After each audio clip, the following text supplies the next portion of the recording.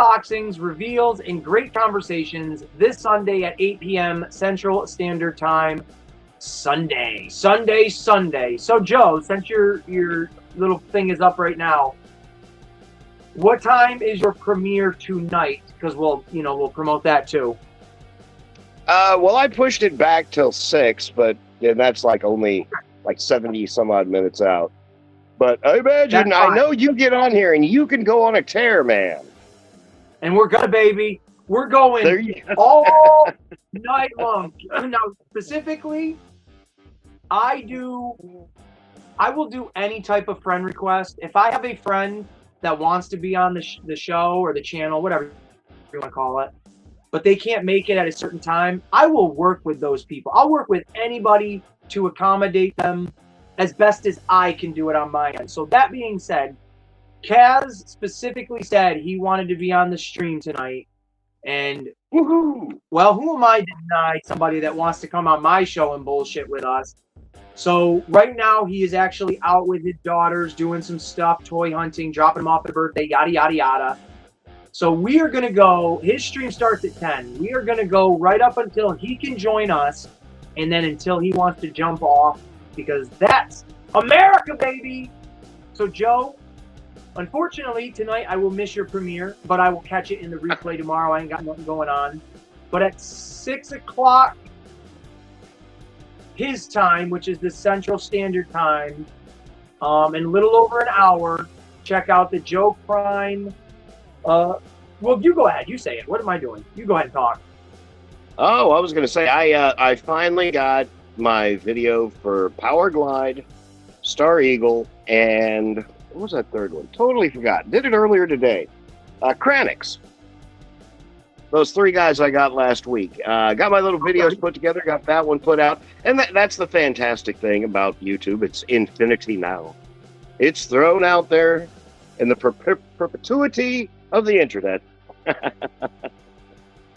I love it. So you can watch it more than once even. And that's coming up here in about an hour. I went through the brand new Power Glide figure, which is this guy here. He was lots of fun to play with, but I also have 10 tons of other little Power Glides, including a little Rattler Power Glide. Hey, look at that. We're rocking the red. We're rocking the red and blue. Where's the white little fella in there to throw in so we can have some American flag love? That's right.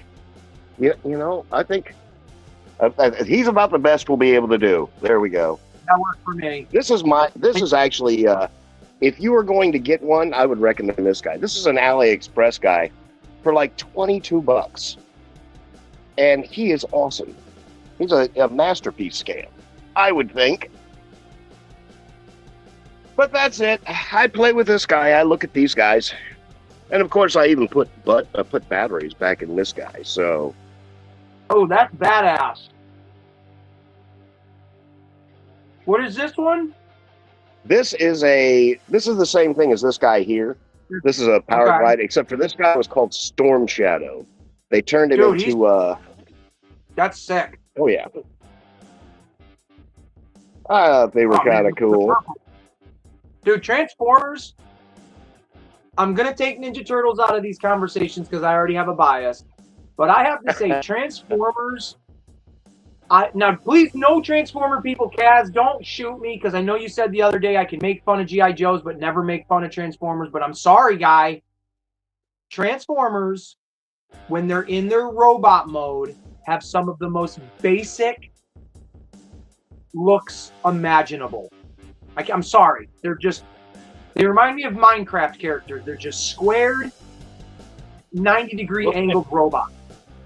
But yeah, I was gonna say, you got somebody like this who's just he looks like he came from Minecraft. Right, there you go. Exactly, the creeper former. But Transformers knocks it out of the park with the color variations. Truly, we've said this before. Your table with all of them, it's like the rainbow. You know what I mean? It's beautiful. Oh, we got a couple of people. Let me not ignore them. Sci-Fi Swamp Man. You are definitely new to this channel, unless your Doe Studios hiding in another name. But But welcome, Viper Cobra. As you could hear, Joe Prime, he made that sound because we know Doe. We know what he's up to. I don't trust him. I don't either. We got the Icon Files. Ladies and gentlemen, let me play a couple of things that this fella right here has made for little old Ace. And he's not going to make them for you, so don't ask. He will make them for you. He will. But we're going to check this out. This guy made this for me for Father's Day. Happy Father's Day, Ace. Thanks for the memories, pal. That is so phenomenal. I thought that was cool. And then, in case you didn't know if we're live, now you're going to know, baby, because we've got this. Just a few more modifications. Ready to rock and roll. Ace's Place is live. There you go.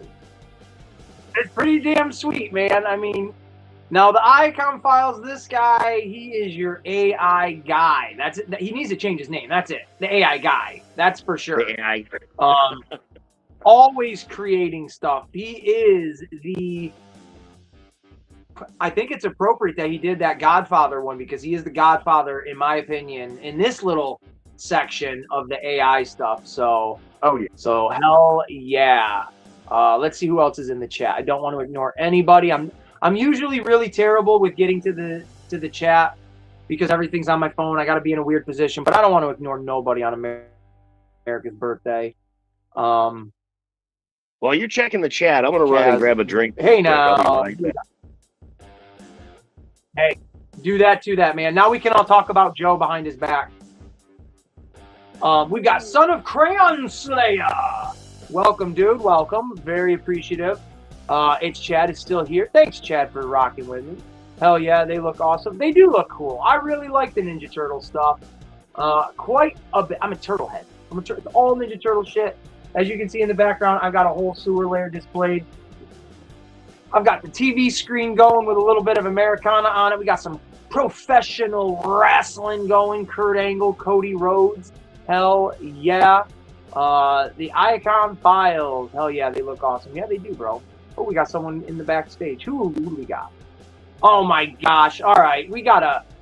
oh my god, oh my gosh. I don't even know how to give this guy an introduction. Ladies and gentlemen, welcome, a really great friend of mine, and he is going to talk. I'm going to let him just talk and show off what he's got. So here we go. My friend, the Hinderer Collector. What's up, everybody? Hang on, my camera's not working at all. Oh, dear Lord. Hey, man. What's going on, How are you, everybody? Oh, we got Ken the Band in the chat saying hello. What's up, Ken the Band? President Ace. Look at that. You gotta love it. He's the only one in the chat that acknowledges me as President Ace. Absolutely love it, Ken. And when I get to it, I'm gonna make probably every one of you. I'm gonna make moderators because if you keep coming around and messing around, I want you to have a voice as much as possible. So there you go. And Icon, if you want to jump in, if anybody wants to jump in, like Hinderer just did, if the link it should be, please welcome. We're going to talk clearly. We're going to talk America. We're going to talk a little bit of USA. Hinderer wants to talk about some new GI Joes that he just got. I'll talk about GI Joes now that I'm a little bit of a Joe head. So, Hinderer, the only thing, your screen, I believe, is frozen. Yeah, I know. If you can hear. Okay. Hey, it's a good image of you though. You got a nice little like mischievous smirk going on. And if you want, Hinderer, you're more than welcome to restream this on your channel. Feel free to if you have that option. You definitely can. Hold on. 1 second. I'm switching. Hang on a second. Yeah. Take your time. No rush. We are going to be streaming for well, probably another 3-4 hours for sure. Going to take a couple of breaks in between for the host over here. That's why I love having a panel of good people to listen to and talk to, because they'll keep this train chugging right along while I dip out and do grown-up things, 420 things. I will have to grab another drink. Thank God I bought 16 of these. Sparkling Ice, if you're listening, I bought 16 of these fucking things. I bought all of them at Walmart. All of them. They were on sale for $1. They're usually like $1.50, $1.60, some jazz like that or something. So endorse me. Send me some free shit. But here we go. We got Hinderer back in, maybe? Nope, he keeps popping out. Sometimes his connection is not the best, so we are going to try our best to make sure when Hinderer is available, he can pop in and out. I love talking to Hinderer. He has an energy about him that will either make you fall in love with him or will drive you nuts. But thank God I have fallen in love with the Hinderer Collector. He's a fantastic individual. I always give him a shout out when I talk about him, because he helped me finish my original Ghostbusters collection. So Hinderer, you know what you do. You're a good dude. We're going to try to get him on here again. Here we go. Let's see if this works. Let's hope it works for him. There's my guy. There he is. Hello, everybody. What's up, brother? Now I just seen. Hey, what's happening? I just seen the hand. There he is. There's All right, so roadblock. we're gonna let Hinderer get this out of his system. So let's see what you got, bro. I'm gonna see if I can put you on the big screen. Let me turn it this way where you guys go. Okay, there we go. There we go. There we go. So you got major blood. We got major blood. There you go. There you go. There's Major blood. I was just talking to a friend the other day. Major blood is the one that I had like 5 of as a kid for O-Rings. I had so many of them. And my favorite version of Roadblock, which, man. Very, very nice, dude.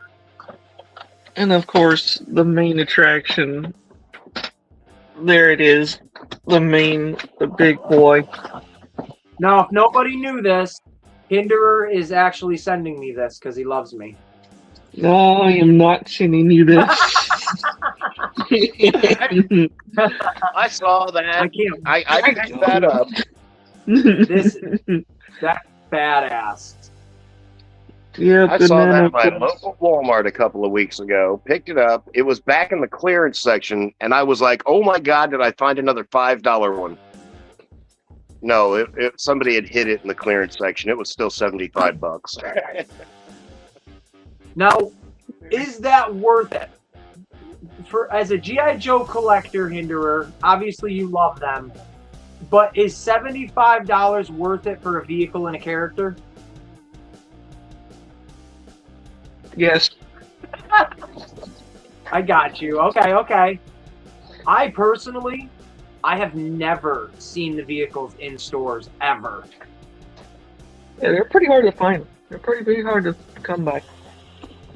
Right now, my Target just put Big Lob in. This is the first time I've been seeing him is this past week. Oh yeah, Big Lob. Big Lob is one of my top favorites. I genuinely thought about getting him because he just looks pretty badass. And then there's my mole rat sitting in the corner, just being alone. I love it. So, yeah. I love Mole Rat. He's so cool. And then there's Firefly being old Firefly. That's the best. He's my favorite. Hey Joe, there's something you haven't seen. There's a polar bear there that's being attacked by snake eyes. Yeah, exactly. I was going to say, see, now the bats were always my favorite. I love the bats. I bet you I went through 1,000 of those guys. Oh yeah, there's a bat right there. The bats right now, if you're interested, if anybody's listening and you're interested, Super 7 has, or not Super 7, it is Super 7, but on Big Bad Toy Store, Super 7's brand of the bats are only $11. $11. Yeah, That's I'm thinking about Super getting one. 7. That's a great. I probably wouldn't even open okay, it. so I showed that to you the other day, Hinderer, and I was going to be like, you know what? I'm going to buy one of these off of the website. Then I went to Kaz because I was talking to him about Joe Fest. Oh, I'm going to take you off the big screen, buddy.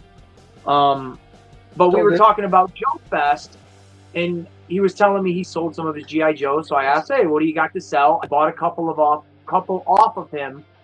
So if I didn't buy GI Joes from our pal Kaz, I would have 100% bought a couple of the bats. And then this Monday, I'm going and spending $68 on Simpsons and Ninja Turtle figures and an Austin Powers figure. Another Austin Powers figure to possibly complete my collection. $68 a specific amount. Are you picking that up at a toy store or something? No, my friend Thad, I've mentioned him before. I'm not sure where he picked him up, but he is a huge toy collector and a reseller. He's not a shady reseller either. I don't want to put that emphasis on it. He's pretty damn fair. So he found, we're going to talk about those in a second, Andrew. He found Simpson figures for me, still in box, the ones I collect. There's the Bumblebee Man, Sideshow Bob, and Camp Krusty Bart, along with the original 1990s complete collection Pez dispensers of The Simpsons. So that totaled, yeah, I'm excited for those. That totaled $55 because of how they were all individually priced. And then the Austin Powers figure was like $8. And then there's a Ninja, it's not rare, but it is a little bit more expensive Ninja Turtle figure of Michelangelo. It's this.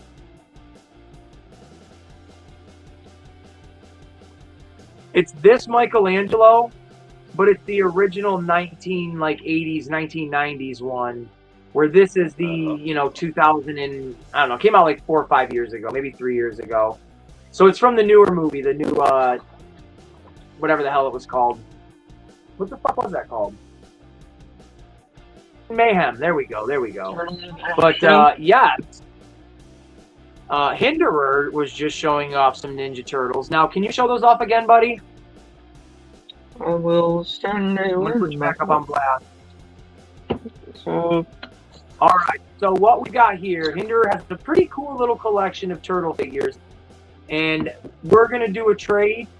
These are what I am going to get from it. This is one of the dinosaur Ninja Turtles. It's Leonardo. I have one dinosaur turtle, which is Donatello dressed as a caveman. So it'll be really cool to have a second one in that collection. And then what else you got on there, buddy? And then I got this. This right here. This is one of these. I don't even know if it works or not, but yeah, what is it supposed to do? I don't know. He has a thing on the back where you do, I guess, this little thing like twists or something. It still works, so that's good. Hey, they did all 4 turtles. These are the party turtles. Because I know I'm getting this one, I actually went on eBay and bought the Raphael and Leonardo. For whatever reason, Michelangelo is a little harder to find. So I will have 3 of the 4 of the turtles, which is very cool. And yeah, this is radical. This is a Beetleborg, Saban, the Power Rangers, Fox Kids back in the day. This was an American made show alternative to the Power Rangers. Very, very similar. These were the big bad Beetleborgs. They had hip swivel movements. Their arms had like a little hinge to them so they could swing, give you a little bit of a play feature. There were 3 main kids in the entire line. I forget what the colors were. There was a gold one, a blue one, and maybe like a white one or something. I don't remember. Yeah, there was. Yeah, this one. I'm trying to remember where I got this one. I think when I was a kid, I think I got this for, I think like $5 at a garage sale years and years and years ago. And then I played with him for many years, as y'all can see. I mean, he is very worn and used and very played with. He's awesome. I mean, I collect a bunch of retro figures, so obviously played with means it was enjoyed. Somebody enjoyed that thing, and it's going to be enjoyed again. So I can't wait to get that good stuff. And did we figure out what I'm going to pick up? Like what we're trading, or I got to look for some... Probably some Deltas if they have that. If they still have some Joe Fest stuff. Yes. I know Ricondo is gonna probably bring some of that. I think that's what I heard something about it. He still has some left. If he remembers, he did tell me he's going to be bringing. I don't know if he'll have more than one, but he's going to be bringing that little the robot thing that I want to get that one and Shepherd. Yeah, those are the only two. Because I told him I wanted to buy it before Joe Fest, but he's like, I can't sell it to you, but I'll bring you back one when we're done. So, do you want? I'm gonna put a. Do you want that if it's there, or do you want more of like an action figure character? I don't mind. Whatever you give me, I'm surprised me. I don't care. All right, I'm gonna mix it up. I'll do a little bit of. Whatever you get me. I'll mix it up. I'll make the care package well worth it. And same with Joe Prime. We are also doing a trade where he has a beachhead that I'm going to be getting from him, along with one of the punk Ninja Turtles. Wait, hold on. Wait. What kind of beachhead? If I'm correct, it is the Cobra Island beachhead. I am. If I'm correct. If you are, I mean, let's hear the thing. It might be a retro card one. I don't remember. I just remember it's a beachhead. Here's the retro. This is the retro. Now, what is the difference between the two? Well, the retro. So basically, for Joe, so here's what you need to know about the retro. Has the '80s deco. The Cobra Island has a vest. That's the style of what he comes with. Like, even with, like, I'll show you this. I mean, Major Blood, there's two versions of Major Blood. Like, he has different... Oh my god, I want that. Grievous.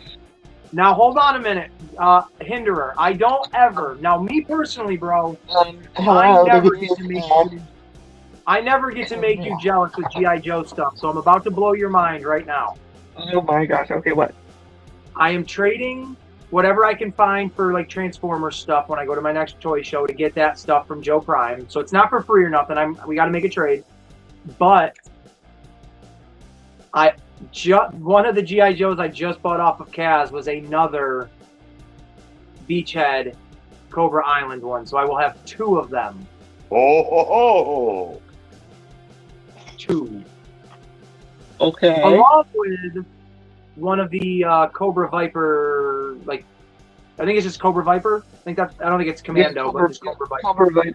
Cobra Viper. Which looks very cool. I love that look. So, but for whatever Joe Prime wants, I'm gonna get him something, and then I'm gonna add a little bit of extra into it because I'm just a grateful individual. There's my Cobra Viper. See, I think it's funny, too, that I've made both the G.I. Joe guys jealous. It feels good, doesn't it, Joe? Oh, yeah, you got that stalker. Look at this. There's my stalker. There's Breaker. Cool. And there's Snake Eyes. There's Short Fuse, Steeler, and then Rock and Roll. And then there's the Old Striker, which I love. This Old Striker, it's like one of my all-time favorite vehicles too, and also the Vamp is like my number one. But when I go to the toy show, there it is. When I go to the toy show, is there a specific classified figure you like? And I'm not saying one that's like crazy money. No. I'm saying if you can find it loose or in the package, Storm Shadow. I don't care which one you give me. I want to get a Storm Shadow. Okay, I will look for Storm Shadow specifically for a classified one for you. Now I know there's the movie one. Do you want the movie one or no? Because I see that one a lot. No, not the movie one. No, not the movie one. I didn't think so. I'd rather get the classic style, like not the retro because that's gonna be a lot of money. So I would get just the regular classic classified. I will do what I can for you. And look, Joe, you've got a fan in the chats, Quentin Rum Video. Oh, hey, how's it going? Everybody, if you haven't noticed, everybody in this channel, or this panel, I should say, we're all a little bit famous. I mean, this is my show, and you're all here to watch me. Hinderer down below, he rubs shoulders and breaks bread with famous YouTube celebrities. And Joe Prime's just out of his mind. That's all I have to say. Well, let me just say, I mean, I met 209 Ed, I met 80s Toy Rocks. One day I'm gonna meet It's Chad. I'm gonna meet Punk with Toys. I'm gonna meet with all the guys one day when I see them. And Chad, if you're listening, I want to do an interview with you, Chad. If you're listening. Do you see that right there, Hinderer? What? Oh, you got? Oh my gosh! I want that shirt. $20. Go to a store. They're only $20. Okay, $20 is not bad. $20. Maybe 22 with shipping, but $20, man. And you know what? Heck yeah. It felt, and I know some people have their own opinion of him and his channel and stuff, and that's fine. I think the dude is phenomenal. I think the guy is great. I really like his in-depth. I like his point of view, his own opinions about stuff. I like it. I love it. I love it. And definitely on Sunday, not only is Joe Prime doing his show, but It's Chad will be doing his 250th birthday celebration for the greatest country on this planet as well. So make sure you check them out. I'll be over there. So it'll be really fun and awesome to do that. So yeah. Now I don't know if I showed this. I will be opening this in a little bit. Oh. Ooh! You got one. Dude, those are sweet. I picked it up on clearance for $26. Heck yeah. Oh, yeah. Those are sweet. Those are the Revitons, that's what they're called?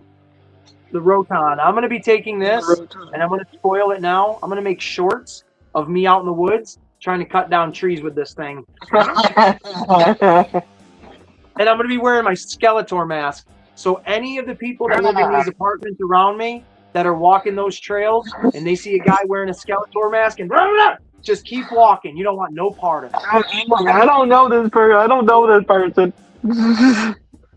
We were actually, the kid and I, this was a couple months ago maybe, and I put it up on the channel. You just don't see the interaction, but her and I were making a video where I was pretending like I was like out on the trail and it's a beautiful day. And then she's like this wild little beast, like hiding in the trees and stuff and like digging through the leaves. As we're recording it and she's acting like a fool, some guy with his dog comes walking up and she instantly is like, oh, this is embarrassing. And it was just genuinely one of those moments where I'm like, oh, this is kind of embarrassing. But we went right back into it and continued having fun with it. So that's cool. It's all about having fun and looking silly, which, yeah. Come on now. And I'm actually looking for something real quick. But what else you got coming your way, Hinderer? I know you always got something in the mail. No, right now this is the only thing, and then once yours comes, I'll be definitely making another video of that. And then, geez, I mean, I'm gonna tell you right now, like, the anticipation of waiting for this thing was crazy because I was like live and I was trying to wait for it, and I showed the box, how big the box was, and the only thing that, like, I love the vamp. Don't get me wrong, I love the vamp. I cannot believe I have the vamp. But the one thing is when he surprised me with not only with a Major Blood, but also my favorite version of Roadblock. That I am a huge Roadblock fan, and this was one of my favorite versions of Roadblock. Are you gonna get the Raphael? Are you gonna get the Raphael Ninja Turtle as Roadblock? Yeah, I'm probably because why not? I mean, I'm gonna probably get it just for that, and then of course I'm probably gonna get Shipwreck because Shipwreck's another favorite of mine. Shout out to Rob. I forget the number at the end of his name because I only ever say Rob, but him and I were texting, and messaging and stuff, and he was telling me that he had his ear to the ground, and the TMNT G.I. Joe crossover figures might be possibly hitting Target next week.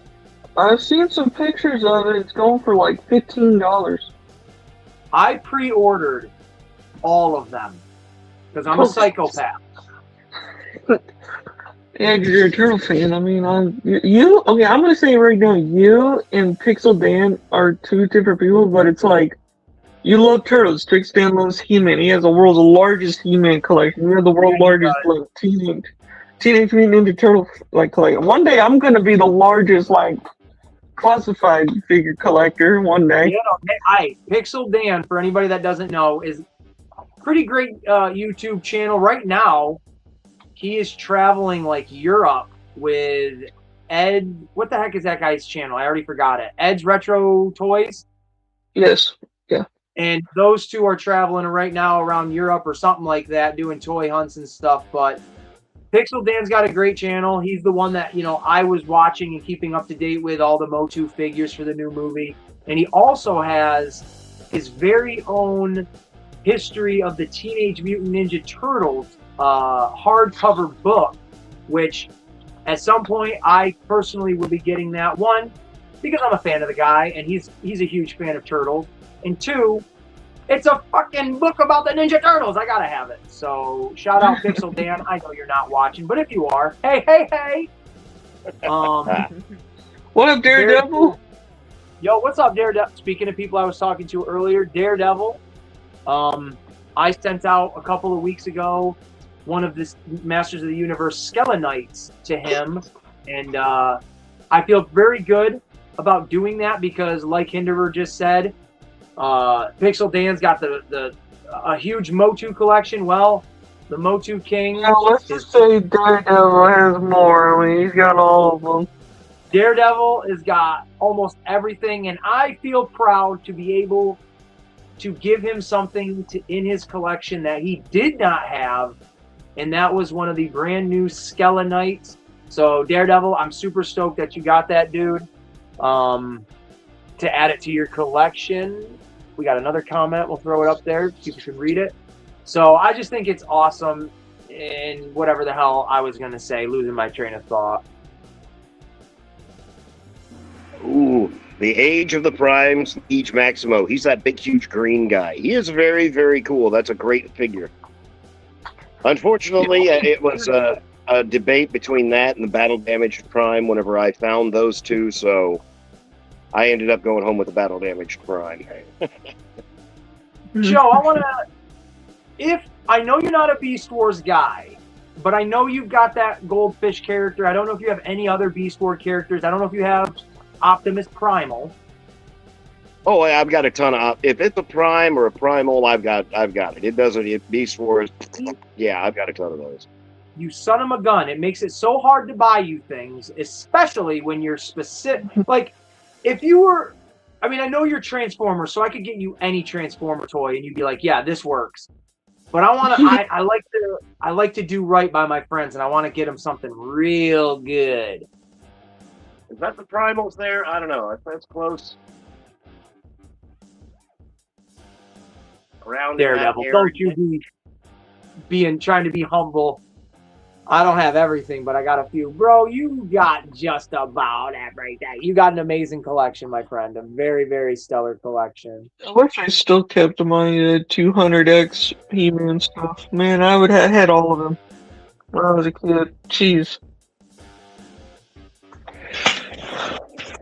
I'm trying to think what else. Oh yeah, since I am a huge Robot fan, so I'm gonna tell you.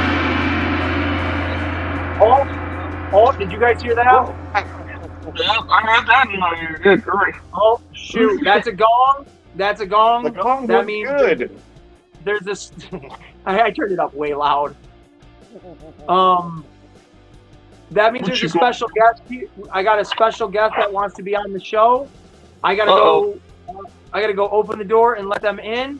But you guys, if you don't mind, go ahead and chat amongst yourself. America! America! One. Yeah, I tell you what, I'm gonna go back and I'll see if I can find that Duke. I played with him the other day at Walmart, and they had a couple of them. So I may. Is that one that you're probably looking for? I have been wanting one. I can never find one in the wild. So yeah, if you got an extra, I'll trade something for you, Joe. I got a couple of Transformers I can give you. I'll keep an eye out for him. And I'll have to admit, and there was a fight whenever I saw Duke and that Star Eagle and all these other guys. I couldn't do it. These guys were $30 a piece. Yeah, they were.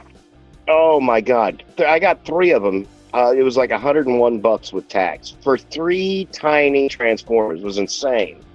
How much was Star Eagle? Star $27. Oh God, I gotta find him. He's amazing. Yep, and he's the one. He won over Duke. So yeah, I'm trying to find the 250-year Duke, so I can. I'm not gonna open him because I already have a Duke, but I want to keep one on card. Man, that'd be so cool. I'm just like admiring my vamp right now. I'm looking at it. I don't have the urge to open it right now. I feel like it's a dream. Like I'm dreaming. Like, I know you have been looking forward to this. Trust me, I remember all that. Whoop. He was looking forward to it so much, he totally dropped out. But anyway, yeah, this is the Star Eagle. He's pretty cool. I don't know where Ace went, and, Hinderer left, so I think I need an adult. Anyway. Yeah, there we go. I picked up Star Eagle. I also got Kranix, which, for anybody who knows the Transformers 1986 movie, he was the dude that ran around that was caught in the pit of despair with the Quintessons. And I cannot complain about that guy either. Like I said, he's going to have his own little episode coming out here at some point in time. Yeah, Kranix is cool.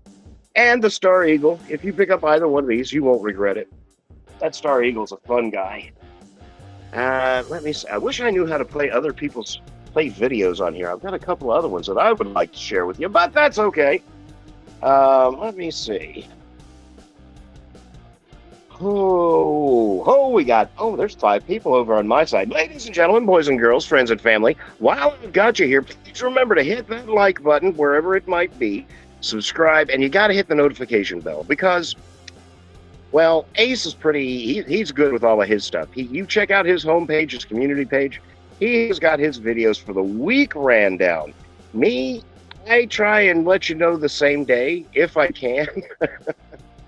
Like, I think I've got a video that's going to be premiering here about 6 or 7 o'clock, which is fine. My little power glide. Hey, we've got Hinderer. Whoa.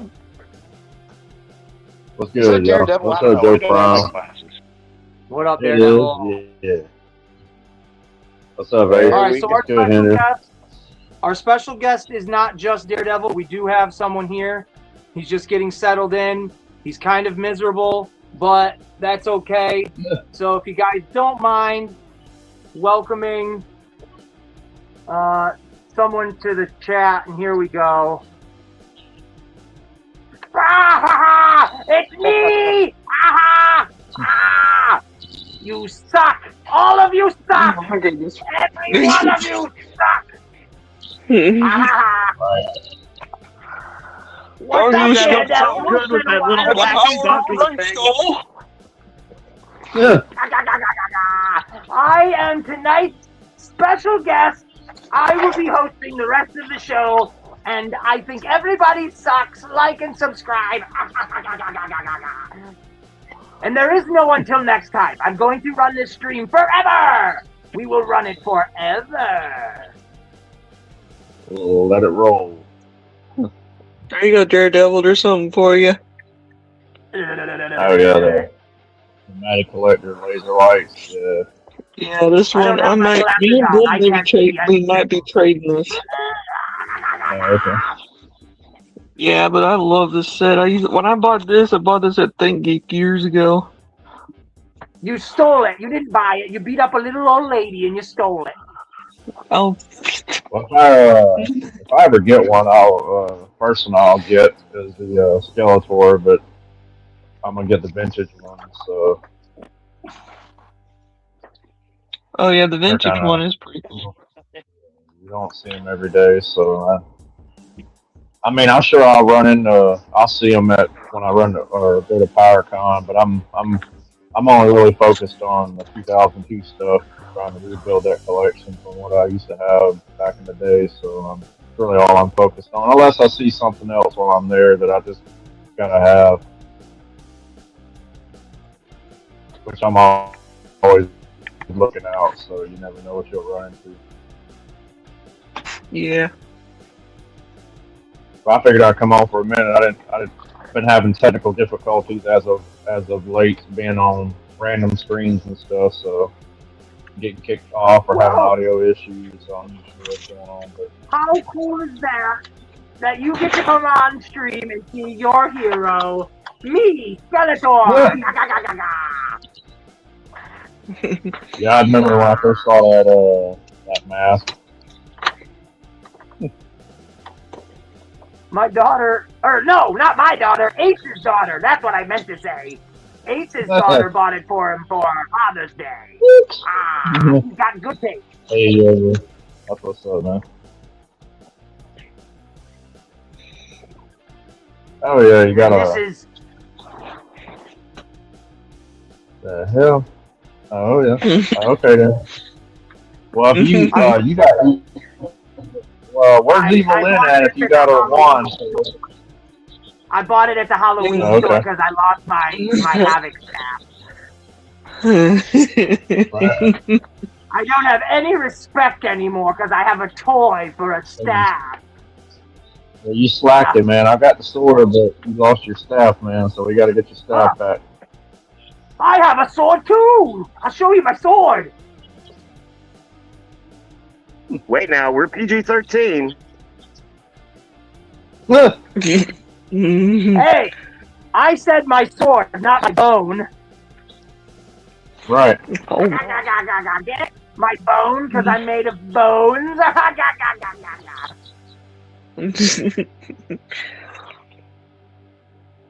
Oh, okay, yeah. This is the power dagger. This is the secret weapon that no one knows about. It's the power dagger, the dagger of power. I feel like they should have made it a little bit longer. I had the sorceress make this one. She made this one secret. He-Man doesn't know about it. So don't tell him. By the power of Snake Mountain. Yes, he gets it by the power of Snake Mountain. You get it. You get it. You can be friends with Beastman. He likes people like you. Yeah. Oh god. That looks so good with that cover underneath it. Oh, thank you. You're making me blush, but you can't tell. A 3X purple hoodie, that mask, and it's all about Halloween. Yeah, just get some gym stuff. Get some gym kind of. Oh my gosh, you can make a. Oh, you want to see some gym stuff? Well, hold on. Ace actually has some stuff he wants to show you guys. So I'm gonna leave for a little bit, and I'm gonna go raise some hell at a nursing home with old people. I'm gonna eat all their pudding. I'm so evil. All right, you wretched fools. Until next time. Darn you, Skeletor! I will get you. You boob. You boob. No, you boob.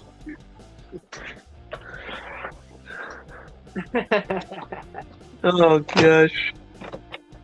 I can't believe I have rope Yeah, if I'm not blocking. mistaken, that thing makes noise and makes My sound hair, and all my that. hair. Voice acting. Voices on it. All right, that was crazy. Can you guys believe Skeletor was just here? Isn't that nuts? Yeah, that is Yeah, wild. that's crazy. That's crazy. That's crazy. I had to sit off screen because there's not enough room in the screen. But I was sitting over there, and I didn't like the fact that he called everybody losers. What a boob. Yeah, I know, right? But I do have. I have these. These are legitimate as far as I know, and I have not seen them anywhere else. But they're coming out with the Jim Bros Skeletor, and also, I'm thinking about getting that one. They showed off that one a long back. Oh, look, there's Joe Prime. He's on here. Oh, Joe's got it on too now. Skeletor just went over to Joe Prime's place, everybody. I think these look phenomenal. These are the newest images I've seen of them. That's pretty good. I may just buy it just for the collectability of it. Look at him with his little kitty. Look at Pantor. Yeah, baby Pantor. This one is epic. I absolutely love this. If it'll load. I think if I buy that, oh my gosh. Look at his little towel. It's terrific. This thing is so cool. These are awesome. Yeah, I hate, that's going to be the San Diego Comic-Con exclusive from Mattel, of course, from Mattel Creations. Yeah. Of course, the one I'm focused on is the Mondo 112 scale Keldor, the 2000X Mondo line 112. Yeah, man. I feel like I've seen it recently. In the month. Holy crap! I missed a lot of people's comments. But they only dropped one photo. Yeah, it is pretty cool. I know they originally did it back in 2003. So the closer it gets to San Diego Comic Con, we should be seeing more pictures of it soon. Now, don't they have a suit as well? What'd you say there, Joe? Didn't I see one with him in like a crushed velvet purple suit? Yeah, I just showed it. They had yes, and it's literally like small soft goods. Yeah. It looks. That's the one I'm cherry picking, man. I'm not getting all the movie stuff. I've got most all. Did they make a Beastman as the premium? Not yet. No, the only ones they've done is I'm gonna I'm gonna get the Ram Man so far, and the Fisto and Ram Man 2-pack. That was at Amazon too. I think it's funny they've got in the origin style they've got Moss Man coming out for the new movie. It's like he was literally in the movie for like 3 minutes altogether. I know, right? Yeah. Now is that the newer guy that comes with the accessories and that long like branch looking hand accessory that you can plug on there? No, that is the the regular Masterverse one. Okay, I saw him today. I didn't see him. I saw an ad for him, but he looked cool. Yeah. Yeah, there's a few I'm missing. There's about a dozen or so that I'm missing, of the Masterverse ones. I haven't counted them, man, but I've been collecting them since they started, so I've probably got them in the neighborhood of about 60 Masterverse figures, I think, altogether, give or take. But there's still some I'm missing. But I've always been a vintage guy, man. I've always been focused on the OG vintage figures from the 80s, and then the 2002 vintage. Because it's considered vintage now, obviously, because it's been over 20 years. So that was the only ones I really focused on. I mean, I'm even like lately, or as of late, I've been questioning whether or not if I really want to finish the Masterverse collection out, because I know they put it on a pause for a while, but I don't know, man. I'm on the fence about it, because it's not that I don't dislike the modern stuff. I really enjoyed all the modern stuff But some of it, not all of it, is like superior. But some of them are really good, really done very well. But like my heart's always been. So. Now the Masterverse, is that the one that brought out King Randor and Scareglow and all those? Yeah. That King Randor figure, I dig it. That is a fun figure. I'm looking at like for the Revolution series, Netflix series, the Snake Tila and the Ninjor, New Train Sheila. I got the vintage collection of Zodak. Yeah, I've got all the vintage collection except for the only ones I'm missing is Man at Arms, Merman, Tila, and Beastman. The only ones I'm missing. Like I said, well, you know, they haven't popped up down How much here. you think I paid? How much you think I paid for that? Probably not a whole lot. How much you think I paid for that? Less than $50, probably. $5. Yeah, that's what I say. I wish I could say I paid that much for mine, man. Mine's complete. I think I paid like a few years. Well, it's been some years ago. It's less than 10 years ago. Mine's so definitely. Mine's around was like mine's definitely not complete. Well, mine was part of a lot actually of a collection.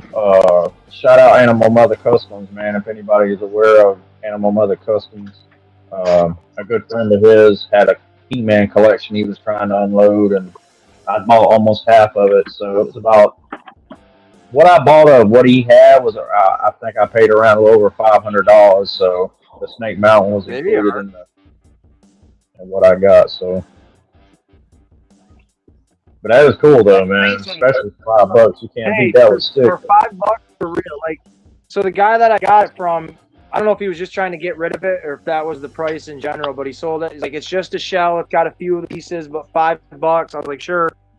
And then he had the vehicle, this original one, and it was broken. Just the you know how it's a latch and it comes down or opens up. The piece was broken on the inside, so it didn't latch anymore. So I literally just glued that fucker on there with a little bit of glue. Well, you know, and you can pop. I don't mean to interrupt you, but you know you can pop those out if I'm not mistaken. You can actually buy replacements, originals, pop them back into place. If I'm not mistaken, don't quote me on that. But I could believe it. But like I said, I literally let's see if we can get down in there. And I've got mine. Where down in there? They were broken, and he's like, "Hey, do you want this for free?" I'm like, "Yo, man, that's pretty sweet for sure." Yeah, I've got shit everywhere, man. It was stuck too to be able to actually slam it, but I took it apart, cleaned it out. I've had a couple. Sweet. I've had 2 or 3 gray skulls and Snake Mountains that were just shells, you know, over the years. That's my first. I've had a couple gray. Well, I've had 1 gray skull, but that's my very first Snake Mountain, so I'm pretty stoked that it's an original one. See how this works. Yeah, I did. That's mine right there. All the rest of the parts are put away. I got that's mine as well. All the stickers. Ghostface and HR Ghostface. Oh, they got me. And then all the hood rats and the hoodlums. And of course, I've got. Holy crap! You got Vince McMahon, the old school Vixen, man. Yeah. Wow, I haven't seen one of those in a long time. Oh, that looks sweet, Daredevil. Here you go, Henry. I want to. What do you got? What do you got? Oh. I don't know. Let me open these doors real quick. Let me put this down real quick. Oh. Move the box. There you go. Look at there. There's a War Eagle. Love it. I love it. I'm gonna find me one. I'm gonna get me one. Yeah, I want to find that too. I'm jealous. I don't get jealous of a lot of stuff, but that makes me jealous. Because Kaz went out and got one, and then it's like, man, now I feel like everybody's getting them, and I don't have one, and I want to be cool. Oh, yeah. I have the power, bitches. Oh, there you go. That's a good one. Thing. I did that last week whenever I was playing with that Duke. Wait a minute. Daredevil, do you have Eternia? Hey, Daredevil, do you have the anti-Eternia? Yeah, I've got him. He's put away in a box right now. Oh, that's cool. Yeah. The Snake Armor He-Man, but that's a European carded Snake Armor He-Man. And then the infamous, hard to come by.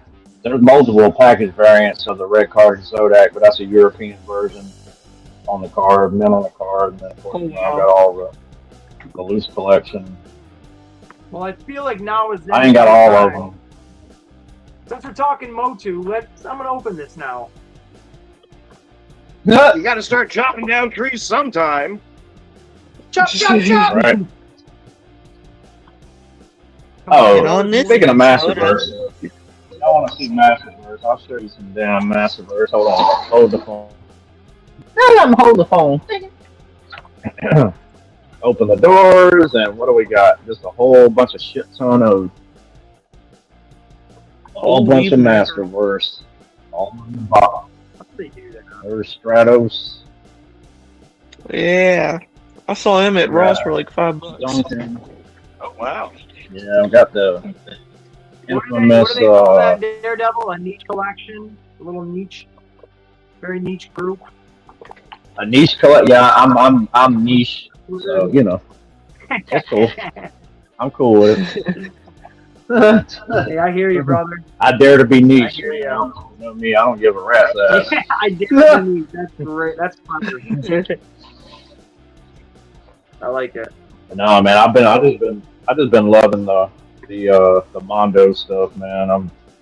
That's what I've been the most excited about, other than just recollecting what I used to have. Because y'all don't have no idea how big my 2002 collection was back in its heyday and its prime, man. I think I had over 100 carded figures, all different package variations and box vehicles, play sets that had all the exclusives. The only figure I had everything they ever produced back then. The only thing I never had was that Snake Armor He-Man.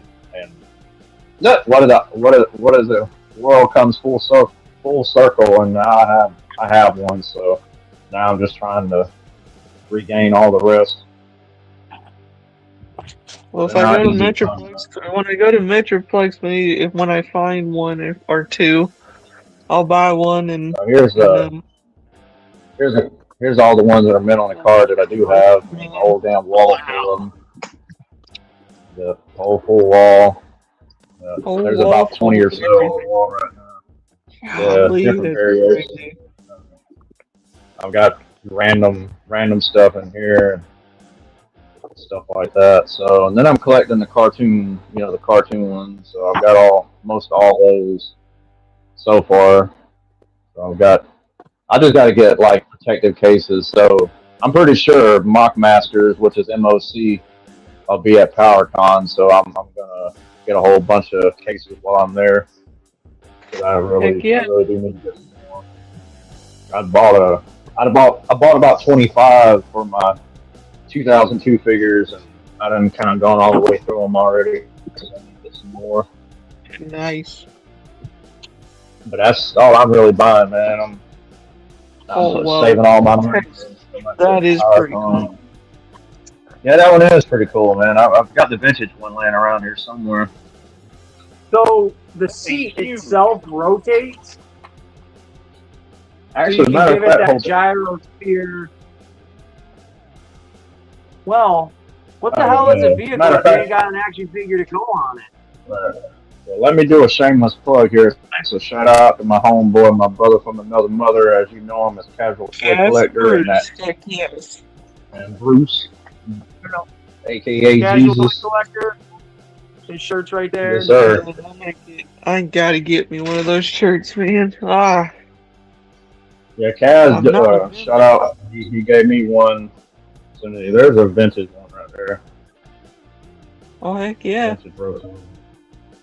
I just got shit laying everywhere, man. The life of a collector, man. You know, the shit's not organized properly, and the shit's not all on display. You know, it's a disorganized chaos.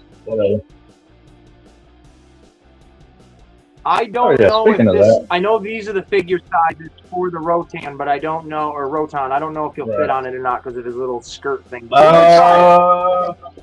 Well, the Rotan is actually for the 5.5-inch figure, so it should be good. I would believe. I've got the Fright Fighter. I'm keeping it sealed in the box. That's the only vehicle I did get, other than the Battle Cat. I do have the talking Battle Cat, or the, you know. Yeah, because on the back of it, it shows just like the $10 Skeletor riding it, which he didn't ride it in the movie. Right. But I don't really think So I got your the character package right here, man. See, I just opened it up and just kind of wrapped him back up, stuck him back in the box for the Scale Knight that you sent me. So Hell yeah. he's just chilling. I haven't opened up any of the Masters of the Universe figures yet. This is my first one, so I'm excited. Right. Got the note. I do appreciate you, man. I just didn't have a way of like letting you know. I mean, the only way I would have known to get back to you would have been to get a hold of Kaz and let him know through him. Well, that was the thing too. I forgot all about it, and then him and I were. He said something to me. I forget what it was. The inside door. Yeah. I don't want to ruin the surprise because when he jumps in, he'll show it off. But he mentioned something to me, and I was like, "Oh shit, yeah." By the way, did that package ever show up? And he's like, "Yeah, we gave it to Daredevil on one of the streams." And I was like, I forgot to watch it then. Yeah, I really. I'm glad it got to you. Yeah, I'm gonna army build those things. I wish they would do a Chronicles version of it, a 6-inch version of it. I know they did the Origins version, which is still not considered a 6-inch version. So, but whatever. That's why I say I cherry pick shit, man. I don't get everything. There's some serious Motu collectors out there that literally just buy any and everything Masters of the Universe. If it's got the Masters logo on it, they're purchasing it. But that's never been me, man. But whatever floats your boat. My goal right now. My goal right now is to have every single classified figure, and I'm gonna have a bigger display just for all of it. That's an ambitious goal, man. You gotta have goals in life and things to work towards, man. And it's been a lifelong dream of mine. I've been doing this my whole life, so I've been collecting off and on since my dad started buying them for me. And I literally just got back into it not that long ago, and I was like, man, I miss collecting toys when I was a kid. Now I'm like, look at me now. It looks kind of goofy. Yeah. It looks kind of goofy, but if you army built these and you wanted them to be a little bit of a different variation than each other, you can actually take the skirt piece right off. Oh yeah, that's cool. I've got another one floating around here somewhere. I just don't know where. I think I got it in a box somewhere. So now he might be able to fit onto the Rotan. I had to plug my phone up. I had like 5%, or else I would show y'all some more shit. But I'm done. So. Oh man. I ain't really felt good, the last few days, but I've just been busy trying to work and trying to feel better. I missed a couple days of work, but yeah, it happens sometimes. Oh yeah. I'm really looking forward to PowerCon, man, because Brian Dobson's going to be there, and for anybody that really loves and enjoys that Mike Young series and that whole toy line and everything from back then in the early 2000s, he voiced Skeletor and King Hiss, and I know Mondo's going to be there. 4 Horsemen are going to be there, man. So I'm gonna lose my shit, man. As soon as I walk in there, man, I'm gonna go hog wild. So I've already got the hotel room booked and just waiting, man. Only like Edith, what's happening? The young man is going ham.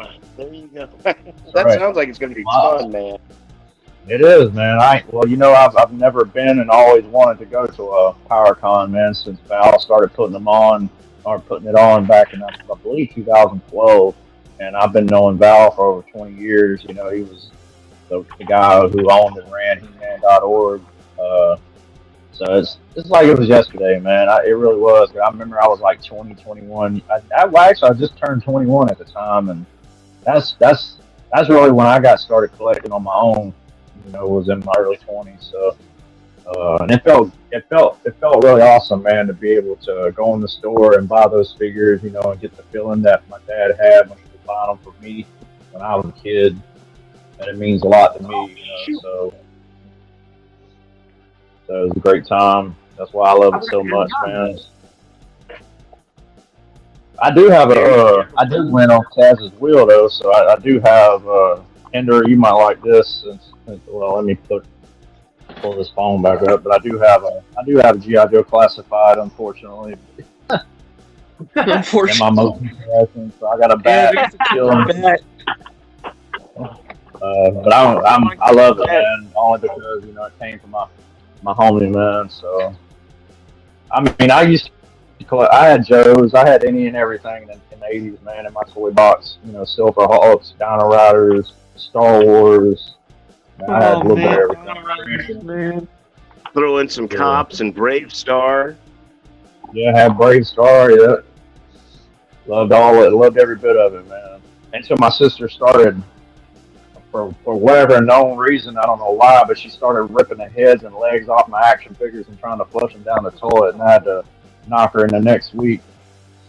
But Did you have any? So Daredevil, did you have any Centurions? Centurions, not that I'm aware of. I did have some Rock Lords, however. And Rock Lords are far superior to Transformers. Nah, my buddy, shout out my little brother Sam Newsman, man. But nah, I had a couple Rock Lords, man. I actually really enjoyed them. I remember the first one I ever got too, man. And I had a hell of a crazy story to go with it. I don't know if I want to bore y'all with it, but it had something to do with a scary Halloween night and my dad going after somebody with a baseball bat, and the cops got called. And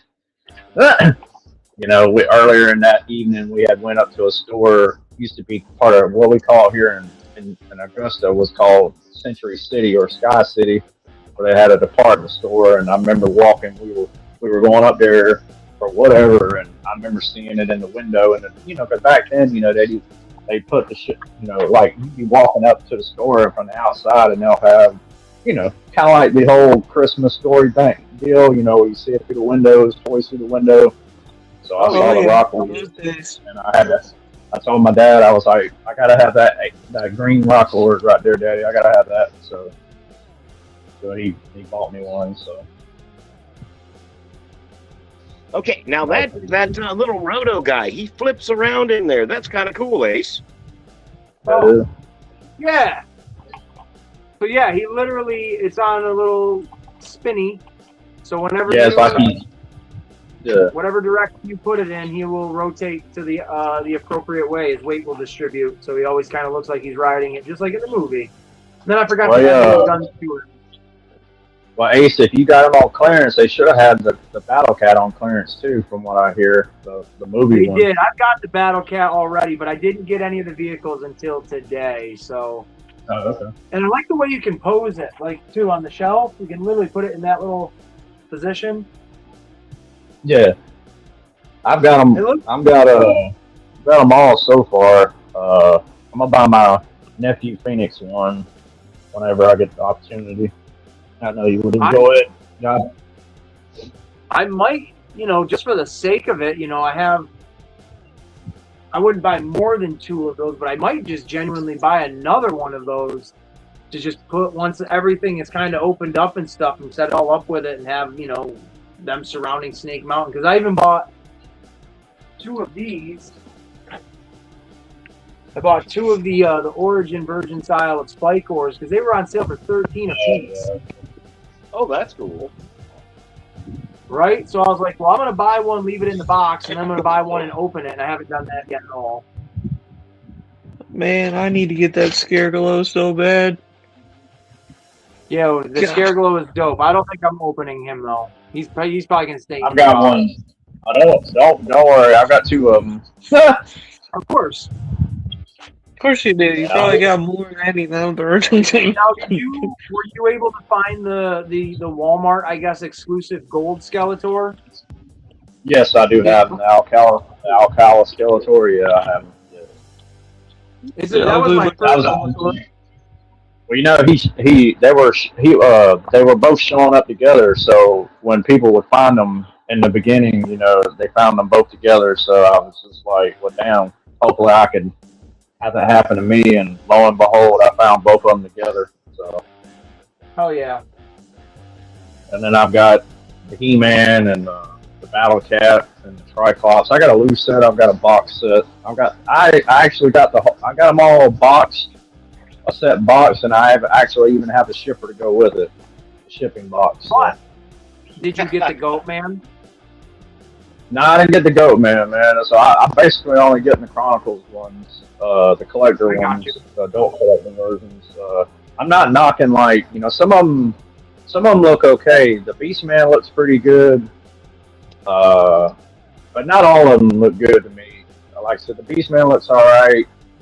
The Skeletor looks alright, the Skull Knight looks alright, and that's about, off the top of my head, you know, those are the only ones that, you know, that I could think of that, to me, that look okay to me. But, you know, I already knew going in that I was just, you know, I've always been for the adult collector stuff, so I'm not, you know, it just depends. Well, it's technically all adult collector stuff, because once you're an adult, you start collecting it. It's all adult collector stuff. It is. Yeah, it really is. No, I completely get what you mean. Yeah, I've always been a cherry picker, man. For some reason, but unless it depends on, like I said, if it's the 2002 stuff, then I'm definitely not cherry picking nothing. When I first it's weird when I hear people say, like, when they first started collecting, because I've just collected toys my entire life. Like, I never got rid of, like, childhood toys. Unless, like, we moved and then they got lost or stolen or something like that. But to me, I've always just been a guy that collected toys and never grew up. But when I never grew up. Official collecting, I guess, if you want to call it that. If it wasn't for the Masters of the Universe movie line, I gotta say, I don't know if I would have started popping off and getting the 200X line again and all other ones. Like, I owe a lot of love to the new movie and stuff like that, because it ignited something that was there, you know, but I haven't felt since I was a little kid, and been doing it. I love it. Yeah, and that's what the cherry picking is. Like, I'm only well, for one, I'm getting all the movie shit that I can find because I'm a little dirty pig. But the 200X line, I would definitely like to grow that out more, because that's my generation. But I'm like you, a cherry pick. Like, if the Revelations characters, those look amazing, but I don't want to get everybody. Like, I got Skeletor and Trapjaw and Beastman, and that's pretty sweet. If I could get, well, it depends on the price too. If I could get a handful of them, not really giving a shit what the character is, for $5, I'll get them for $5. That's a movie Skeletor. Yep. Whoop. Lost my phone cord. Oh no. Yeah. These are my ones I've got to open. I've got to get my phone fixed. I got something about the connection. Don't want to stay connected. I'll be right back, Ace. What'd you say to me? I'll be right back. I'll if not, you guys have a good one, but I'll be right back. Hey, Hinder, you know you're more than welcome back, but if not, we'll talk to you later, buddy. Okay. Terror claws, and I've got shit laying everywhere. I'm gonna run. I gotta replenish my drink. This video was brought to you by Sparkling Ice. Please promote me, Sparkling Ice. I will be back. All right. Yeah, I was gonna say I actually. Oh, go right. I gotta get something to drink myself. Kind of wish I didn't have to go to work tomorrow, but. Oh no. Yeah. So what type of work do you do, man? Oh, I work in the restaurant. I'm in the restaurant. Work at a restaurant. Okay, cool. Yeah, retail, restaurant. Some of my favorite years of working. I used to work I was a line cook at Perkins and Denny's and waited tables. Okay. I was a baker at Tipton's for 3 or 4 years. I was a fun job. I didn't mind that. Yeah, well, I was as far as I made it all the way up to a general manager or co-GM, but I've been working at Sonic for like 20 years. Yeah, I hit the Sonic last night. I'd worked all day long yesterday, sweat my ass off. Right next door to where I work, there's a Sonic, so I could smell the cheeseburgers and I can smell the tots. And finally, I'm like, as soon as I got off work, I was like, I want a Route 44 vanilla Dr. Pepper right here, right now. People's made fun of me for working there over the years, but I don't. Man, I was brought up to So basically, as long as if I can spit it out of my brain, that however you can. Michael Landon said it in a Little House episode one time where he says any job that you can do that you can make a way in this life is a good job, regardless of what it might be. I have no problem with that statement. But Quentin, thank you very much for popping in here and hanging and banging and listening to us. Appreciate everybody. I appreciate it very much. But this is unexpected, and this is not some bullshit thing I'm playing either. This is true. Went downstairs to get my drink. For some reason, I heard a little birdie in my ear say, "Check your front porch." So I opened the door. Package. Package. You guys want to open it? Let's open it. Yeah, there we go. Show and tell. Who doesn't like show and tell? So I ordered something from Target the other day, and I guarantee this is what it is. But I ordered 2 things from Target, so I don't know if it's both one, or maybe it's not anything. Maybe it's a dirty pair of underwear from somebody, and I got the wrong box. Yeah. A couple of months ago, I went to open up what I thought. Oh. If it is a dirty pair of underwear, one of you special boys or girls will win this here tonight. Just kidding. It's not a dirty pair of underwears. We were talking about army building earlier. This is my 3rd foot soldier. Okay. There you go. Oh, yeah. I absolutely love this design of the foot soldiers from NECA from the last Ronin line. Yeah, I really like the last one. Is that the one that comes with that huge tray of all the accessories? No. That's actually Since You Ask. I was going to say, I would order 2 or 3 of those just for all. You would have so many weapons, you could open up your own armory. So this guy here was like $35 or whatever, and this is the one that came with all those accessories. This is like a traditional foot soldier. Yeah. This guy is the one I just got. I now have 3 of them. They are robotic. This thing is a complete cyborg. And it's very badass. It's got that traditional like cartoon animated, purple look, but also very updated completely. And this bad boy was only $22. Or $23, something like that.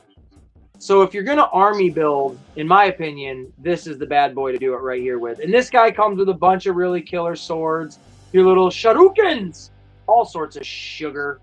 And I love this look. So freaking much of that cyborg look.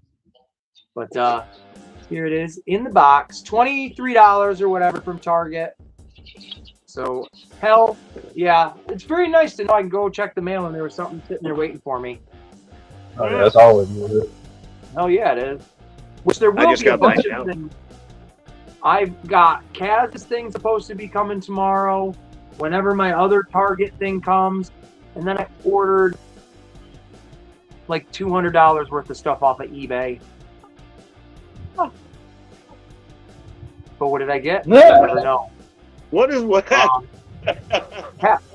Happy Independence Day, y'all, from the Sci-Fi Swamp Man. Thank you, Sci-Fi Swamp Man. Hey, look at that. Look at that gold medal you got there. That's beautiful. Yep. And DB Morgan, I just did an unboxing of that one. Very nice. Hey, shout out DB Morgan. If any of you guys are, turtle heads, which I know some people are interested in here and there, check out DB Morgan. I randomly came across his channel sometime this week, and very, very cool energy. I love the background that he has for his bio, who he is and stuff like that. And it's great to have him in here in the live and in the chat. So I appreciate him popping in here. And DB, if that's what you want to go by, if you ever want to jump in here and talk about Ninja Turtles or other action figures or just your way of life, hey, all are welcomed, except for that one person. You know what you did, and we all saw you do it, and it was disgusting, and you're not welcome back here, and you keep your fingers out of your, well, you know what you did, and it's gross. Don't ever come back. But everybody else is welcome. That's a joke. Yeah. Someone laugh. You got the laugh track there. All right. That was a bit much. I was going to say, I just got the notification a couple of minutes ago that my stuff has cleared clearances and is in the United States. Woohoo! Ain't nothing wrong with that, man. I know that feeling is always a good feeling. I experienced that when I ordered my European Zodak. I ordered a while back when I had to pay all them damn tariffs and shit. But, pardon my French. Oh no, that's the bad thing. The guys that I have coming in, and I got an MPP-10. If you guys don't know what that is, that's a foot tall MP-10. The light up feet guy. I finally got my light up foot guy, but he's supposed to be coming in. And yeah, as soon as I see that cleared customs, and yeah, I've been collecting these. I have probably 5 or 6 of them so far, and the price for this one was about $45 more than the other ones. Damn. I remember when I bought my Zodak. I think after shipping, custom fees, and all that stuff, it was like around $250. I think. Wow. Hot damn. You don't see them every day, so just for one, yeah. I mean, I paid $200 for the Snake Armor He-Man. And then I've got the European Dragon Walker with the tattoo He-Man. I paid over $200 for that, so or a little over $200. See, now I don't feel too. You know that the Optimus Prime Hot Wheels, the first one that they came out. Mm-hmm. Yeah. That thing is insane now. That thing's like $400 or $500, and it's tiny. It is. I mean, literally hold it in the palm of your hand, and you are 100% paying for that. Exclusivity of that figure. I found one for $150, but still, my brain won't let me spend $150 on something that's small. I just can't do it. Right. Well, I paid retail for them. What Mondo had originally. See, everybody was sleeping on them. Some people are still sleeping on them, but I think everybody's starting to wake up now finally. But you can clearly see what the eBay prices still are going on the secondary market. So the He-Man and the Clawful for my 112 for their 112 scale line is outrageous. So I think the He-Man was like 120, 125, and the Clawful. No, the He-Man was 115 timed edition, and then the Clawful was 125. So both together with the tariffs at the time, it was like about $340. So right now, I think when Mega J, I had sent some pictures to Mega J Retro. Shout out to Mega J. He told me, he's like, "Wow, dude," he says, "I love your whole 2000X display as it is right now, man. But that first shelf with the 2 Mondo figures," he said, "Man, it's crazy, man. That's about $1,000 USD sitting on your shelf." Holy crap! I'm just like, I already knew that going in, man. I was already committed. It was premeditated. I already knew it was going to get out of hand because I already knew, man. So I was just like, mean, honestly, I wish I could have got 2 of each of them, but I just couldn't do it. I mean, I've got them all ordered. I've got all of them paid for except for the Keldor, which whenever they drop that, I'm hoping they do like a certain amount on their website, and then of course I know they're going to have a certain amount at the show in San Diego, and I'm not going. I can't make it to San Diego, man. So, but you know, I'm going to get it come hell or hot water one way or another, even if I got to go to eBay to get it. But I hope I don't have to pay double for it. But you know, it is what it is. That's what gets me. I can't see paying $400 for just a prime version of this. Right. 400. Oh, and I felt bad. I got this guy. This one was $80. You know. Yeah, it's you got an old lady. It's some old ladies. My girlfriend doesn't care. She just tells me not to buy. I don't care what you buy. Just don't ever come basket and borrow money from me. Right. Yeah. Yeah, that's the one good thing about what I do. I do body work and stuff like that. So I'll go out on the weekends and have 4 or 5 jobs lined up, and 4 or 5 $350 jobs really adds up into a lot of transformers. That's right. Oh yeah. Well, when I was younger, man, back in my 20s and early 30s, man, in the beginning of my 30s, I did roofing, so during the week I'd make about $800 during the week after taxes, and then on the weekend we'd always have side jobs, and I'd make anywhere from $300 to $500 on the weekend. So you can imagine how big my 2002 original collection had gotten. I was just buying everything under the sun. I was gonna say, if it was money from roofing, you earned that shit. Yeah, I wasn't built for it, but I could do the work. But I had to quit doing it. I did it for about 7 or 8 years, and I had to quit doing it. It really messed my back up really bad. I've always been kind of entrepreneurial. I had a little can-do home remodeling business years ago, and my landlord at the time gave me 3 houses to do roofs on. And I got a really great price. It was me and my 3 cousins that were supposed to be doing these things. They helped me do the first 2, and then they got paid. And of course, they're professional roofers. So once they had money in their hands, I didn't see them again. Right. Left me to do. I did, and it was just a small cottage, just a small ranch house. Nothing crazy, normal pitch, all this and that. But I did that one roof by myself, and it took me 2 months. And oh my God, I will never touch a window again.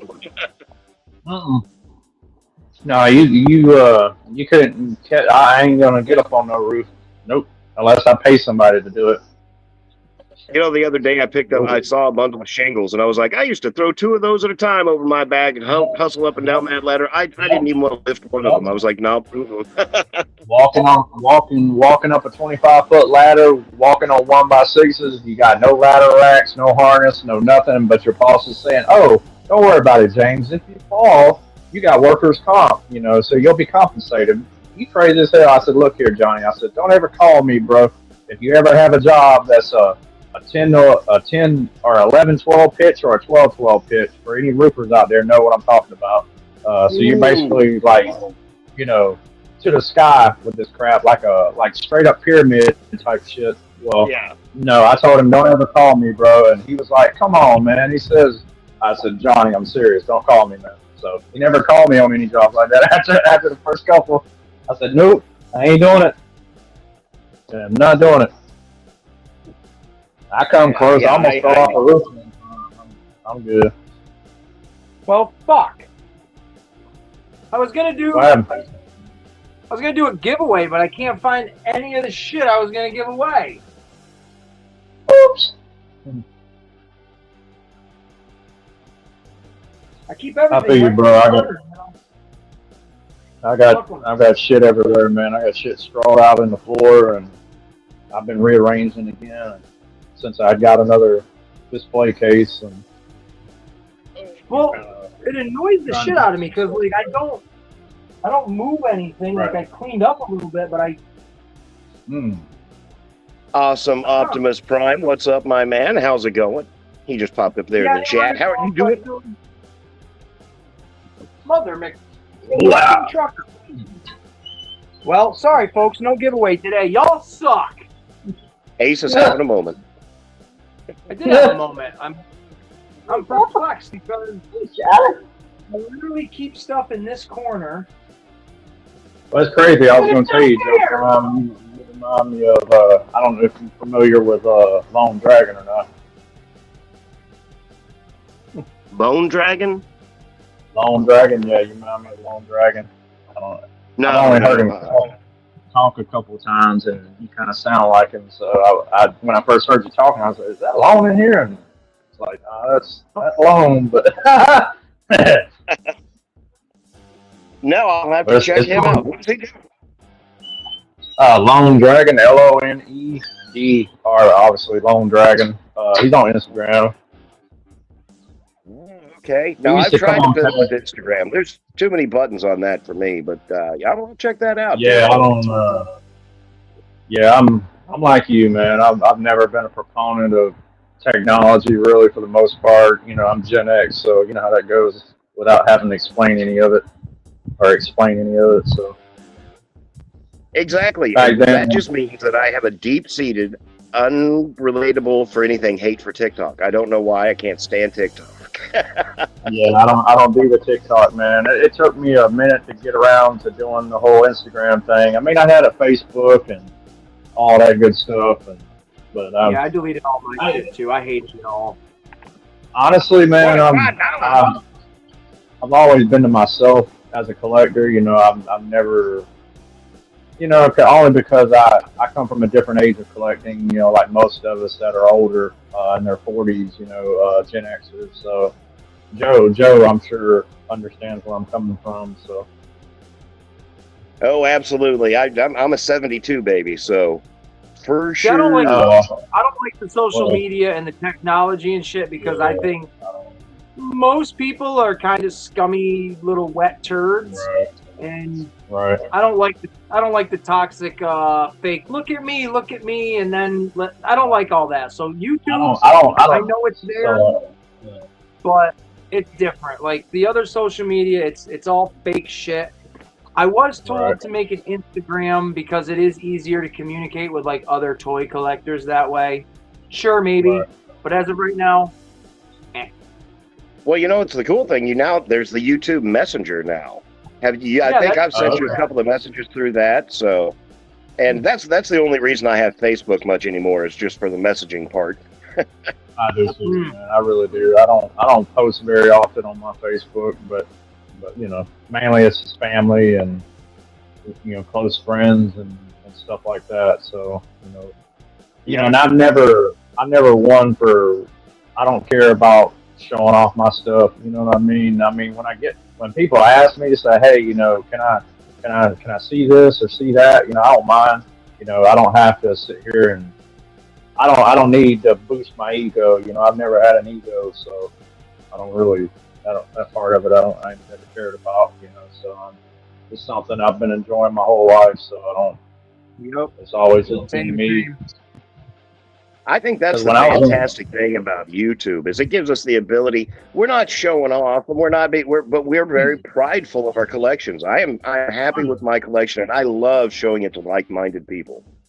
Yes, agreed. Right, yeah, because you can definitely see the YouTube guys or gals or whatever that do this, where they want to be the show pony, and it's, hey, look at me, look what I just got. I just got the latest and greatest and the newest and whatever.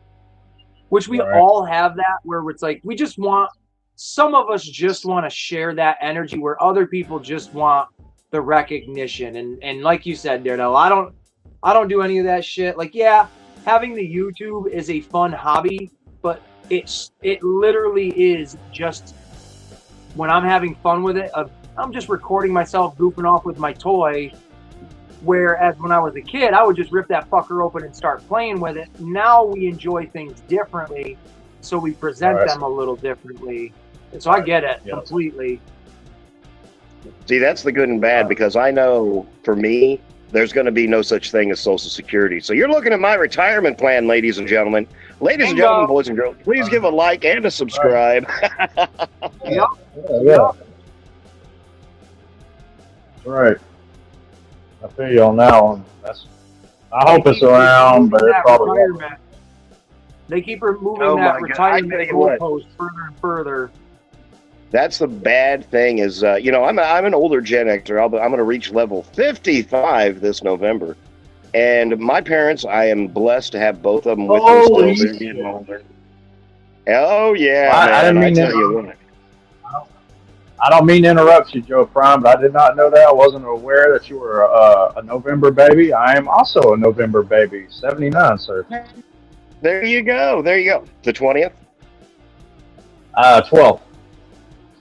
See, well, at least we've got the 2 in there. Yeah. See, we're Scorpios. That's why we get along.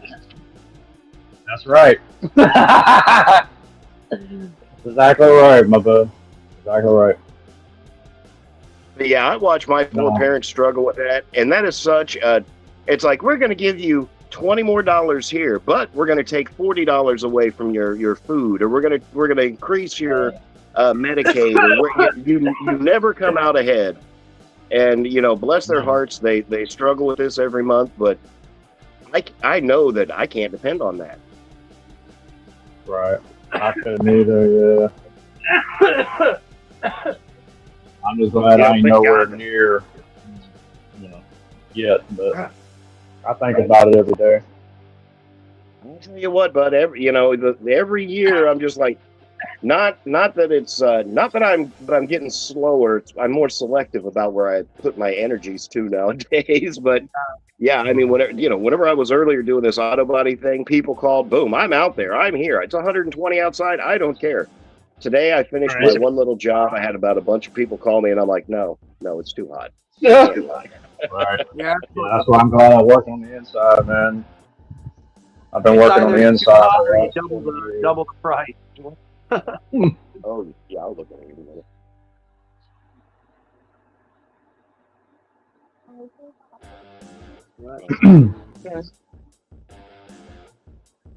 Doing me actually, I got I've been normally only work like 5 days a week. I'm usually off on the weekends, but for the next couple months, I told my boss that I wanted to pick up Saturday to have some extra money for PowerCon, so I'll be working 6 days for a couple months. I mean, I remember I used to work 7 days a week. I was never home, it seemed like, but I think I can do a couple months.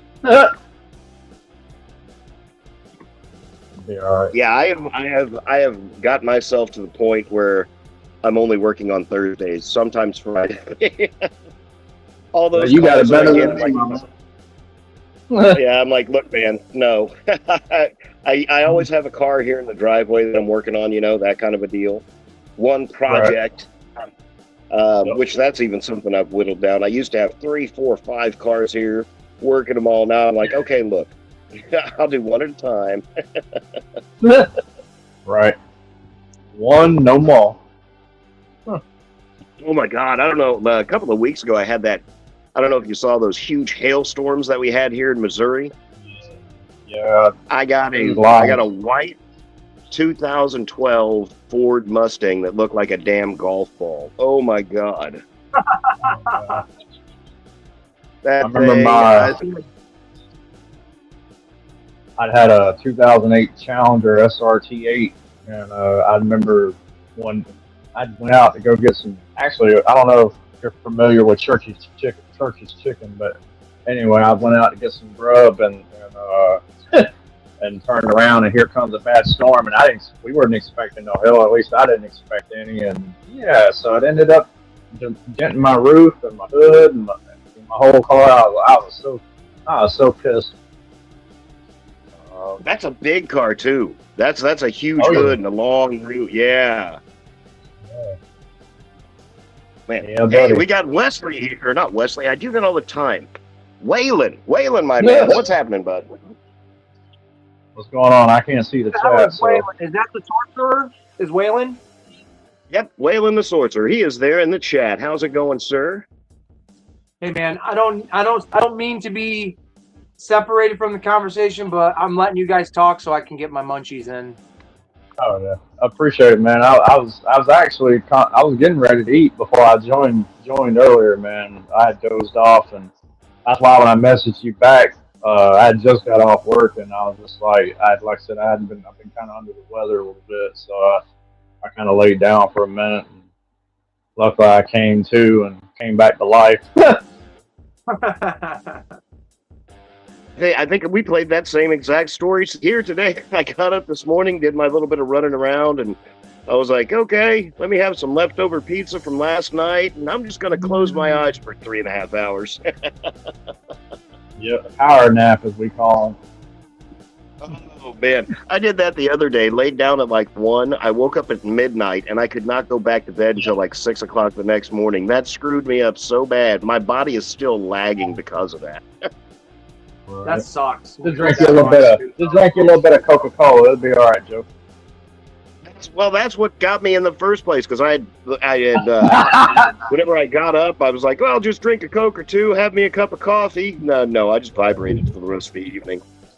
Have, what do they call it? Restless leg syndrome?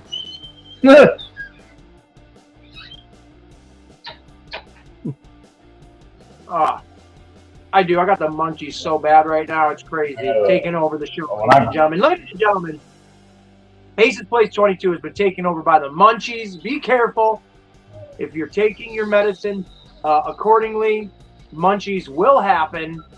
And you better have the right kind of snack in your vicinity, because if you don't, the munchies will get you. And you don't want them to get you. You need to keep the munchies at bay. They will get you. Wasn't that a Schoolhouse Rock? Almost positive that was a Schoolhouse Rocks episode. What, the munchies? Yeah. I am almost positive there was a Schoolhouse Rock episode about eating carrot sticks, keeping the munchies away. Yo, carrot sticks are legit. I always know that kind of thing. Mommy, I'm getting something to drink. Getting some Coca-Cola, actually. I literally have. All right, this is another name brand or whatever. Name I can hear my urologist screaming at me. Don't do that! This is the very best brand of potato chips you're ever going to get in your whole entire life. Utz. Who did this? Salt and vinegar. If you don't like it, all right. I'm not mean to people, but if you don't like salt, I got a couple words for you. Get the fuck out of here. There you go. I like vinegar is the best. Well, they don't make my favorite chips anymore. My favorite chips is Taco Bell Doritos. I'm only going to play a couple of seconds of this, Ace. I'll only play a couple of seconds. Yeah. Come on, sugar. Come on, Pepper. Jump. Come on, sweetie. Munchie monsters. They're gonna get you. I hadn't 420 or anything since I got sick the other day, so I might do a little bit after I get off work tomorrow. Depends on how I feel. That's epic. What do we got? Cavs on the talk? What do you want to talk about? Try to enjoy my Sunday after I get off tomorrow. Ken the band, Pretty I good. appreciate you're clear of caffeine after 5 p.m. or I'll be awake all night. Caffeine doesn't do anything to me. Caffeine and energy drinks, nothing like that gets me. Yeah, this is a great brand. I can go to sleep. Pepper chips best. No, I'm only into dill and sour cream. I've never had dill or sour cream. I'll try those. Sour cream and onion is alright. I do like the Cool Ranch Doritos. I'm finna burn one out when I get home. I was addicted to the Herd brand ketchup chips. Oh, gross. No offense, Ken, but ketchup chips sound disgusting. I hate to say it, but they are so addictive. Those taste so good. I can taste them right now. I love ketchup, Ew. but not in chips. They are. I have Lay's ketchup chips, and they were delicious. That sounds so gross. Like, I feel like you're just eating dried ketchup. Dip them in a little bit of mustard. Mmm. No! What's wrong with you people? You know what? No, they had they had like the sweet tomato taste to them. Not necessarily just that vinegary ketchup, but they were really good. Sour cream and onion funyuns are really growing to like a lot. Can't find them right now. Chip, this is going to be the last variety show ever because my brain can't comprehend ketchup flavored potato chips that people actually like them. So I'm going to have to take the rest of my life off to understand these things. I'm going to travel to Budapest, go into the mountains, travel up, Mount Everest and find myself and understand why the fuck anyone would eat potato chips taste like ketchup. I respect it. I don't understand it and I don't like it, but I respect it. Yeah. I'll try anything once, twice, or more if I really like it. Absolutely, there's Sorcerer. If it's real good, I'll try it all the time. The sour my grandmother used to cook her fried cornbread, and I used to dip her fried cornbread in ketchup. That shit was banging. Like tomato cornbread, then you cook bread and freak out. We always got the frying cornbread whenever my grandmother did beans and ham. Mm-hmm. Cornbread is the best. Yeah, I'm gonna try to make some, man. Because obviously my grandmother passed in 2018, so I miss her cornbread a lot. But we're gonna try to make some. Of course, I know we're not gonna be able to make it like she made it, but we're gonna try. I've been thinking about it, so I think I'm gonna whip me up some chili cornbread too, because Velveeta used to do a chili cornbread dinner, but it was actually only out for a little bit of time, and me and my mom, I remember bought a couple 2 or 3 times and really enjoyed the hell out of it, and then they quit selling it. So we both got mad, and I seen the recipe on somebody had posted on Instagram, so I remember saving it, screenshotting it. So I'm gonna try to make it. I've been kind of procrastinating.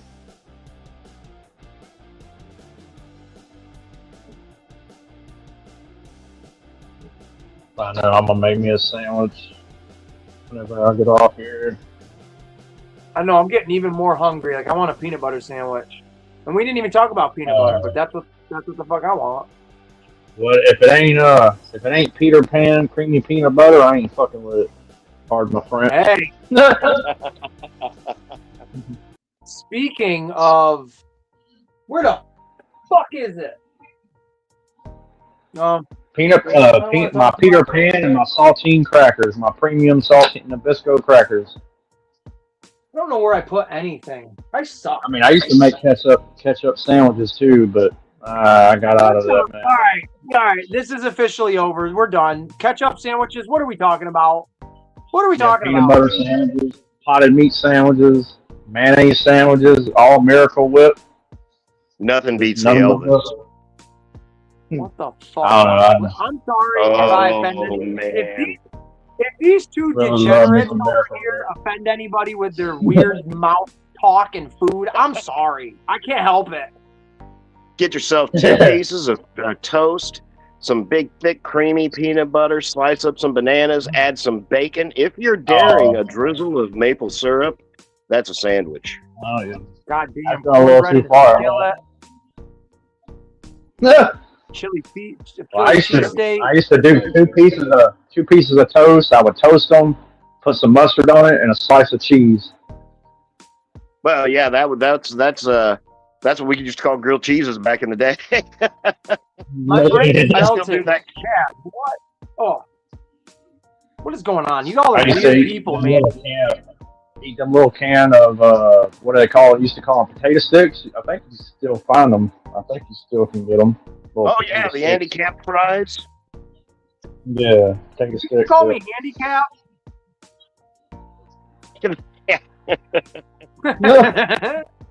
The handicap hot fries. Those things were great. Yeah, they are delicious. My mom used to get mad. She'd be screaming, talking about, James, did you just eat all my bacon bits? I used to climb up on the counter when I was about 5 or so, and used to climb up into the cupboard and eat all her bacon bits for her salads and shit. But I I don't like, and it's crazy. I used to love bacon back then, but all of a sudden now I don't. I'm not a breakfast guy. I don't like bacon. I don't eat too much. I don't hardly eat any bacon. I hardly eat any sausage. I don't eat breakfast like I said at all. So. I'll mess with that all day long. One meal a day guy. I got to have a nice big dinner, and that's all I really need. Yeah, that's all I've been doing. Really, I need to cook a little bit more, but I'm not gonna lie, I'll be kind of tired some of the time, and I don't really feel like cooking shit. So I might go out and get something, or I think I'm gonna start doing a little bit more though, man, because I'm not really enthused with. Like, even if you buy something frozen to pop in the microwave or in the oven, you flip it over and now it says bioengineered ingredients. I'm not digging that too much. So, but I mean, in all fairness, we're going to die. All of us are going to die one day, but I hope not. You can't prove that I'm going to die. I'm going to live forever. The colon cancer, because of the artificial gel that they put in the Pop-Tarts, is not the way that I want to go. Right. Shit, as I'm looking at my Pop-Tarts. You don't watch stuff. If you love it, don't just be stupid about it. That's all I got to say, man. I loved Pop-Tarts. Love them, love them, love them. Watch this big, huge documentary. I can't eat a Pop-Tart. Can't do it. Yeah. There's certain things I really enjoy, but not very many things anymore. But there are some things I do enjoy regardless. Like McDonald's, obviously, and I go there all the time, more than I ever used to. But I mean, hell, for back in the day when I lived in Texas for about 3 years, all we ever used to eat was Taco Bell. What'd you eat for breakfast, James? Taco Bell. What'd you eat for lunch? Taco Bell. What'd you eat for supper? Taco Bell. What'd you eat when you were on groundation? Taco Bell. There you go. Now, one thing that I did watch the other day. I watched a special on how they make that the lacquered coating for candies, like the Mike and Ike's and the jelly beans that I watch Ace eat all the time. That's a very interesting story. You want to learn about what bug they use to make that coating? Oh, I think I'm familiar with what you're referring to. If I'm not mistaken, I don't know. I know if that makes you feel any better.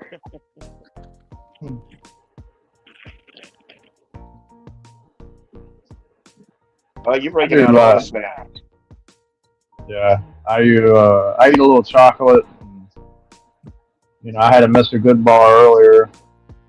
One of them was like my favorite, other than Snickers and Reese's Cup. Milky Way and a Reese's peanut butter cup. See, that's my peanut butter. That huge $6 gallon, half-gallon peanut butter from Walmart. The creamy, of course. Yeah, the Peter Pan. Yeah, I ain't had none in a little while. I need to get some more. Looks like a lot of finger smudges in there. I eat a lot of the. My daughter doesn't eat peanut butter sandwiches, so if I stick my finger in it. I think it's the Lance peanut butter crackers. I really enjoy a lot. I buy those for my kids. They don't touch them. Oh, really? Yum, yum, yum. Yeah, I loved those as a kid. The little peanut butter and the cheese crackers and all that. I went out and bought a whole bunch of those for the kids. They won't touch them at all. Unless it's a Hot Pocket, they aren't interested. Well, I know they had done a Hot Pocket. It was what I'm trying to recall what the name of it was, but they don't make it they don't sell it anymore. It was the beef taco Hot Pocket. I love the hell out of those things, and then they quit making them, quit selling them. I'm just like, bro, why is it every time I get to love the hell out of something, y'all pull it off the shelf and don't sell it anymore? Y'all quit selling my juice. I mean, I can go on down the line, bro. I'm so pissed when I think about it, but whatever. Hey, Sorcerer, thank you very much for popping in and hanging with us. I hope it was enjoyable, and happy 4th of July and Independence Day and all that good stuff. That's what I was going to say as well, and echo that. Waylon, thank you for coming and hanging out with us, brother. See, And I just just had for you- I had a picture. Oh, he's go ahead, smashing Joe. it. I was like, I keep him. It's my word association. For the longest time, I thought his name was Wesley. So a picture of As You Wish Wesley would pop up in my head. Now I know his name is Waylon, so I've replaced that with a picture of Waylon Jennings. Okay. Yeah. Just a good old Now whenever boy. I see him, I think, okay, and it's that side portrait of him with his, probably the early '80s with the black beard, and his cowboy hat. That's that's your mental image now, bub. Well, for Waylon, if you're still here, for you, your mental image is me gonna take a big bite out of this sandwich for you, but I'm not gonna use my hands. So congratulations. Now I do agree with Kaz. When you put potato chips on it, we call that here in Missouri redneck lettuce. Redneck lettuce? Redneck rabbit food? Just when you put the potato chips on your sandwich, that's redneck lettuce. Oh, I definitely Right on. do that. I don't know why. Let's see. Hold on. Let's see. Oh, okay. I got it. Yeah. I've been having my phone on the charge. For some reason, it don't want to charge. It does that every time if I'm on the stream. It don't want to charge up. Oh, mine's about ready to fry an egg on the back of it. I just got Yeah, get peanut hot. butter in my beard. Well, That look good? I was raised. Like that? I was raised to know that if it ain't messy, it ain't good. Hell yeah, bro. Where do you eat your Just saying. sandwich from? The middle. Hell yeah, from the inside out. I wasn't sure how to attack it, so I just went right for the middle. Right. Yeah, how many, like that owl with the whole Tootsie Pop thing, how many, That's right. 3.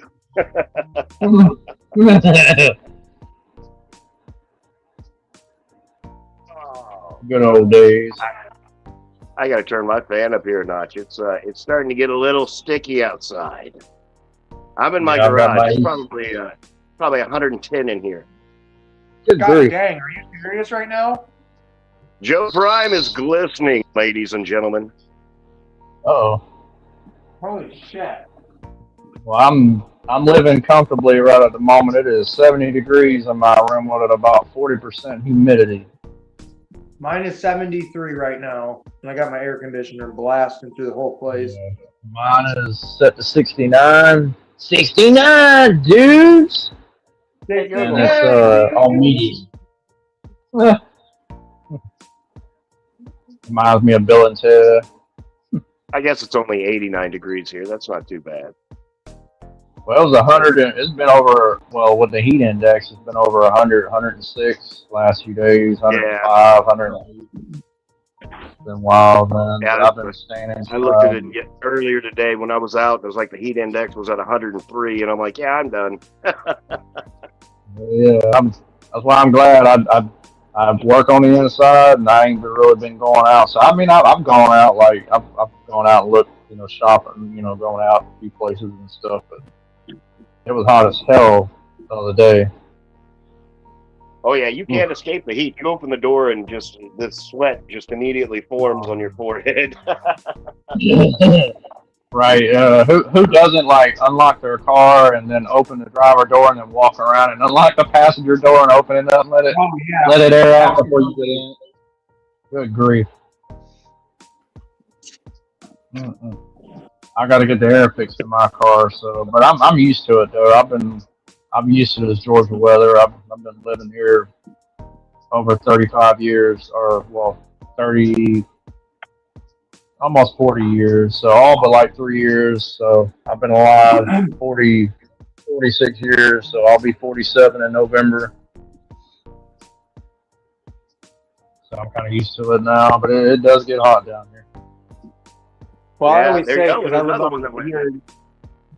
Well, I live up here in the Northeast where it's like the winters suck and stuff, and I always tell everybody, I'm used to it, but that doesn't mean I like it. Right. Yeah.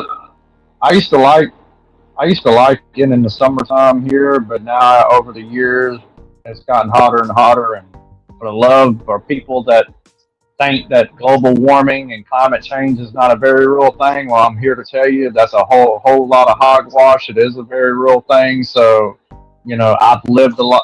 I've lived long enough to witness it. So yes, it has gotten hotter. So sea level has risen. So Amen, brother. We have watched. Now, you and we're from the same school. Whenever we were growing up, climate change, ozone, all this and that. Mhm.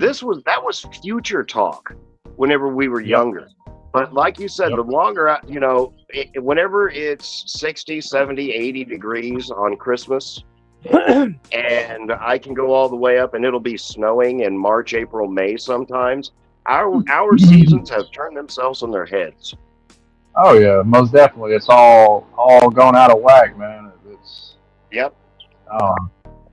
It's definitely changed. A lot of things have changed, man, and that's the unfortunate aspect of it. We were so comfortable, and how our lives used to be, and so many things have changed over the years, and we've had to learn to adapt. And like I said, it's only going to get crazier, man, because we you take care of Mother Earth. We, like you say, to piggyback on what you were saying, we grew up in our time to looking out for Mother Earth, and while people are out now just throwing trash out their window going down the road and not recycling properly, and just killing Mother Earth, and hell, just newsflash, people, we don't have nowhere else to go. You know what I'm saying? So yeah. See, I'm a big proponent of we are a civilization that's probably ruined 3 or 4 planets, and we've moved to this. We are the aliens here. Right. Yeah, that ain't too far off from probably the truth. What was the new Steven Spielberg movie that just came out? That's probably what Disclosure Day is all about there, Joe. That's what been it reading is. my diary. Oh, matter of fact, I'm gonna have to. What's up? My bad. Oh no, I was gonna show. What's funny is, first time I ever came into Kaz's little community and videos and shit was him and Bruce were sitting on stream wearing aluminum foil fucking hats because they didn't want And as soon as I saw that, I was like, "Oh, okay, these are my kind of people." Right. Yeah, they're fair, man. No, unfortunately, I do not have an iPhone, Kaz. Kaz was dipping out. Later, brother. Oh, here we go. Matter of fact, because it came out in 1996. Let me see if I can grab it off the shelf here. It's a good old classic. The Truth came out in 1996. Here we go. Put it a little, oh, here we go. Flip this around. Bam! What is it? I can't even. Hold on a minute. Independence Day? Yes, sir. Yeah. Oh, okay. Classic, baby. Classic. Yes, sir. I watched a deal today where they had, who was it? Cassius, the boxer that Billy D. Williams played in the Rocky movies. Yeah. They showed him but he was in all these other movies, just instantly knocking out the bad guys. And it showed him in Aliens, and the guy pops up and he goes, "Not today!" Bam! Just knocks him out. Right. Oh, Will Smith. He says, "Welcome to Earth." He said, "No, that's what I call a close encounter." I remember having the big old standee for that movie. I think back there's in the a day. cut scene in Independence Day where Will Smith is slapping one of the aliens in the face, and he's saying something like, "Keep my wife's name out your fucking alien mouth," or something like that. Right, and then he gets banned for 10 years. Yeah. Right, that's why he wasn't in the sequel. Right. Yeah, I've got the sequel, and I bought it the day it came out on Blu-ray, and I've never actually, believe it or not, watched it all the way through. So I'll be right back. It's got hit or miss moments. It's all right, but the original one does it all better. I figure, man. There's some sequels that just haven't worked out, and I really like the first one. Most of Roland Emmerich's films, I really are classics. There's quite a few of them I love, and like Stargate and stuff like that. So a lot of his films, and Dean Devlin, Roland Emmerich. I think they're a great duo, man, when they get together and make a movie. So those are really great movies.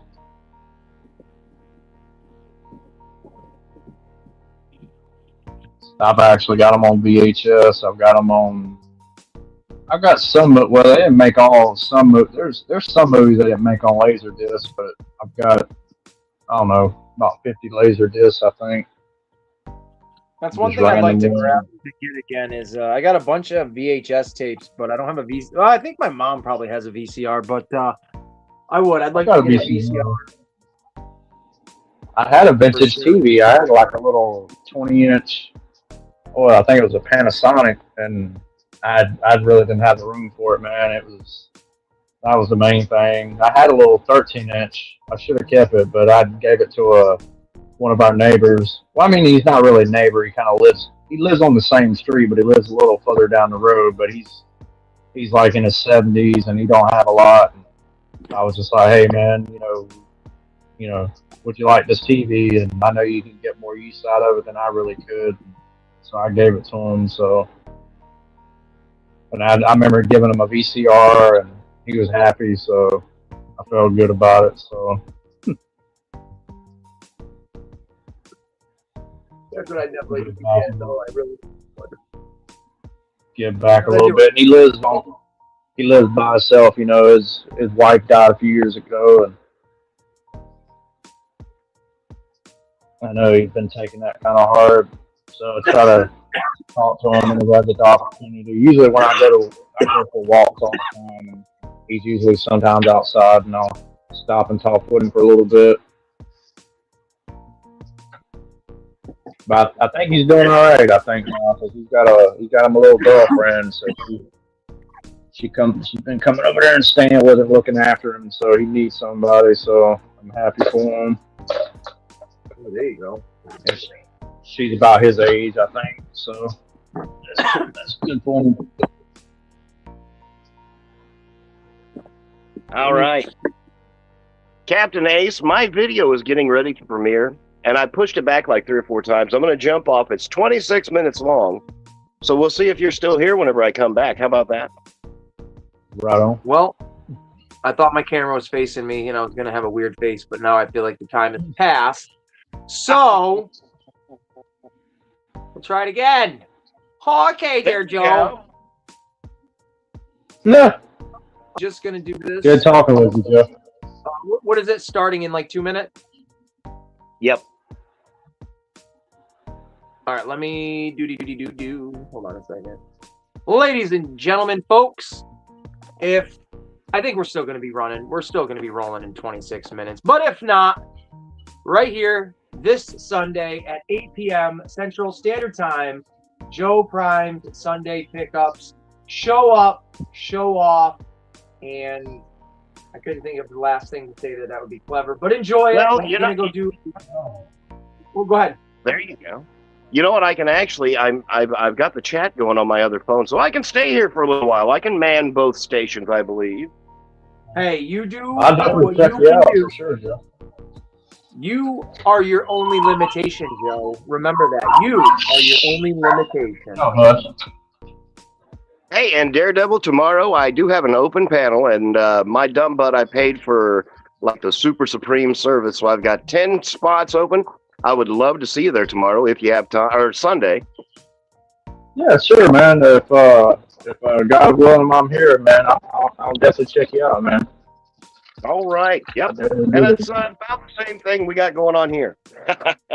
No, I mean nothing wrong with that, man. If you don't mind having a niche Motu collector in your Hollywood squares.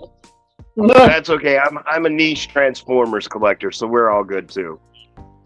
Yeah, Niche Ninja Turtle collector.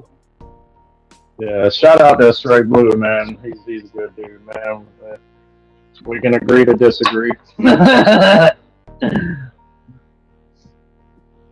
Oh, there we go. There we go. So, what is? I don't have any questions. I thought I was going to be like, what's up, this and that, but I don't. What's going on? What the hell is happening? And for everybody's 4th of July weekend. Well, like I said, I got to work tomorrow, but I don't never do a whole lot, man.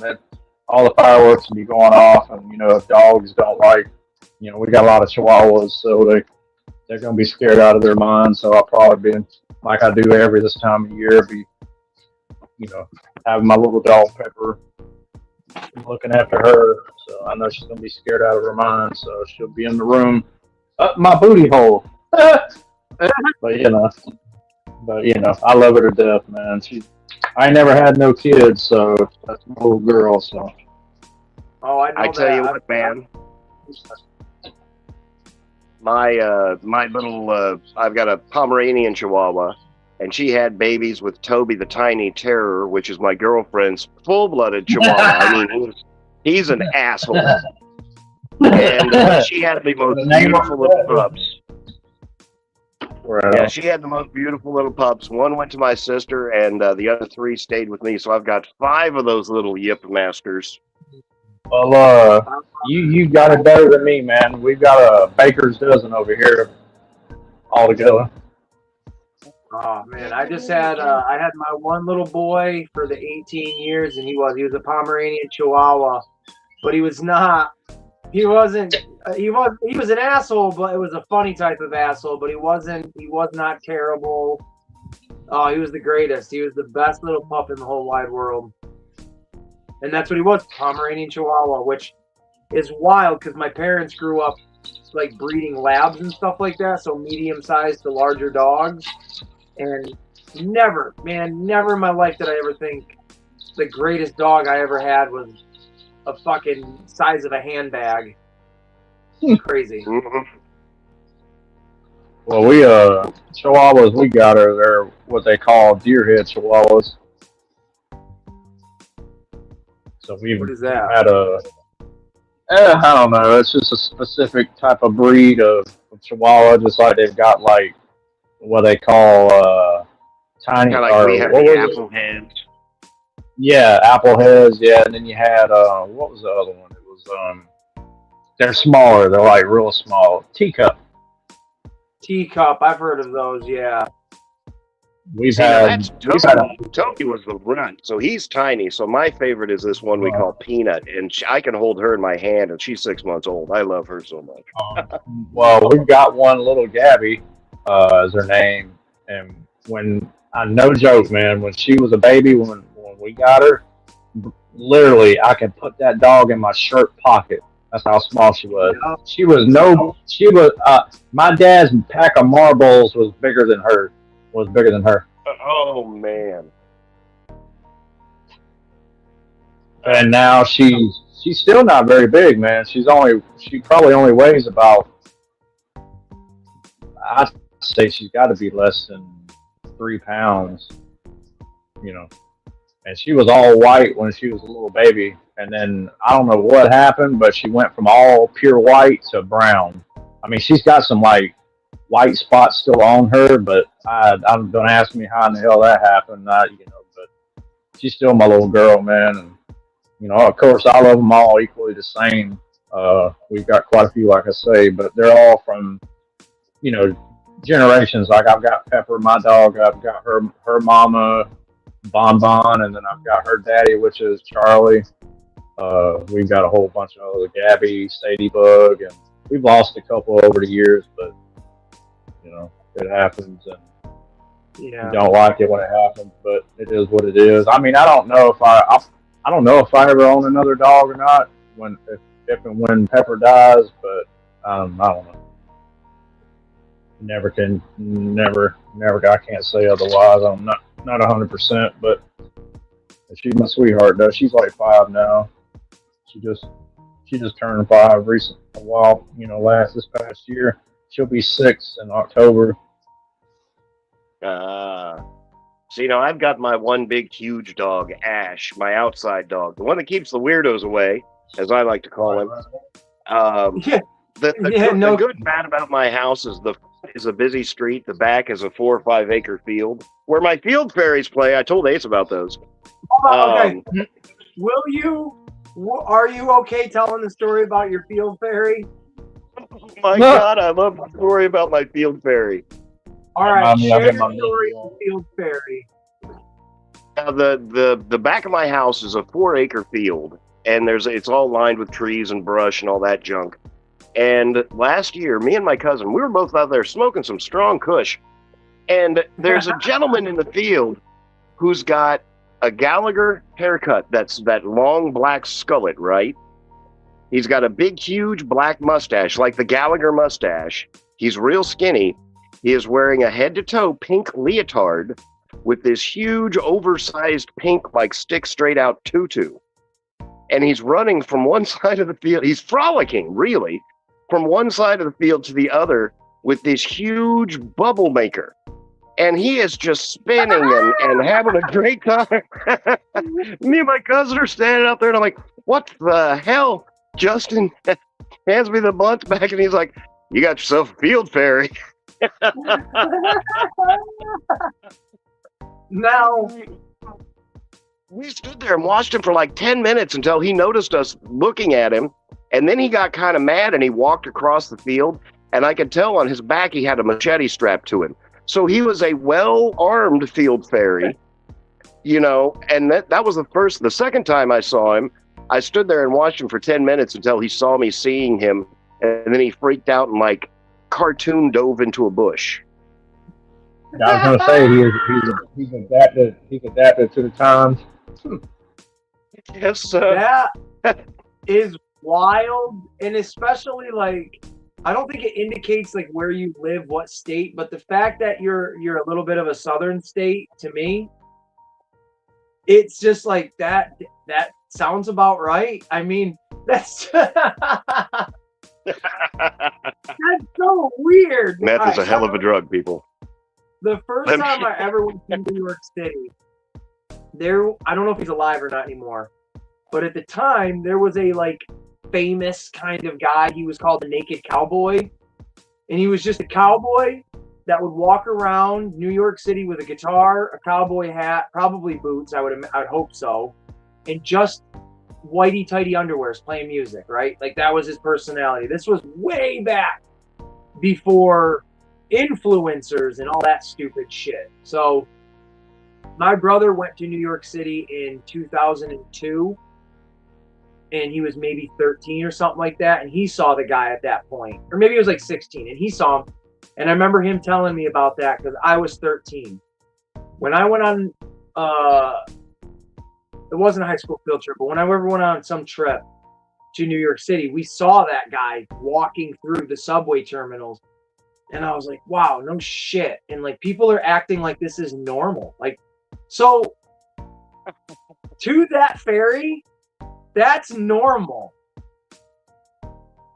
And that's what's even funnier to me is the fact that like they went out in a field knowing that there's a home in their view, and then they see you seeing them and they act like you watching them is weird, so they go and hide. Huh. Yeah, they're looking at me like, oh, what do you do? It's almost like you stumbled upon their backyard and caught them doing something instead of them being basically in your backyard doing something. Oh, man. But excuse me, I thought this was a private stage. Oh, I didn't realize this field was for everybody.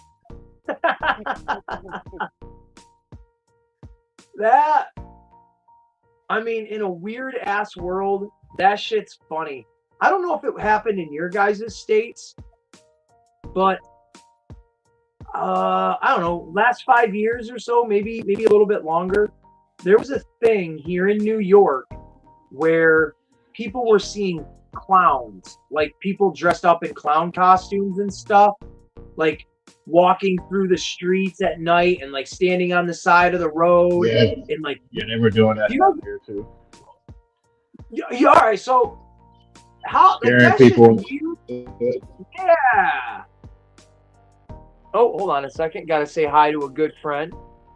What is up, GI Jetman? Hi, everybody. Ace, I got your envelope, but it was ripped open, and all I got were your business cards, no bottles. What? Seriously? Somebody stole your bottles out of the mail. That's some bullshit. Well, I got a handful of other ones. I will mail them to you. What a dirty piece of shit that mailman is, because that's the only person that would have touched it, or the mail person, whoever it was. That's bullshit. Put a curse on that shit. Yeah, I mean, all it was were just little 3D printed, like, little beer bottles, so it's not like there was value to it, but that's fucking bogus, because that's the type of shit. So when people get things from me in the mail, I'm always anxious of, like, crap like that happening. And I'm sorry that happened to you, Jetman. Like I said, I have a handful of other ones. It might be I don't know if I have 7 more of them I can give you. I could probably do 5 if that's all right. But I'll hook you up with what I got. So, and this time I'll mail it in like one of those yellow type of envelopes. I figured putting something small like that in the mail wouldn't have been a problem. Someone wouldn't have been a dink about it, but hey, at least you got the little business cards. So hey, subscribe to Aces Place 22, where the shit that you can get might make it to you or it might not. I don't know. Sorry.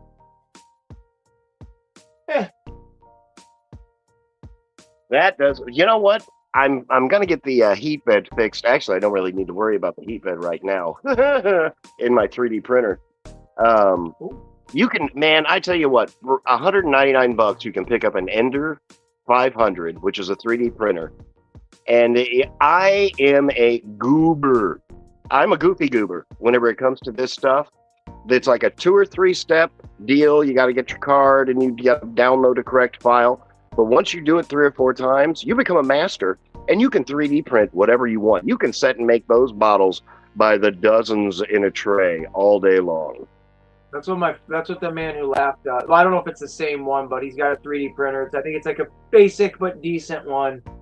And that's where I got the bottles were from him. He gave me a bunch of them, but I don't know how many I had, and I don't know how many more I have. I think I have, if you don't mind painting them, I have white ones that I haven't painted. I'll give you. You can paint your own.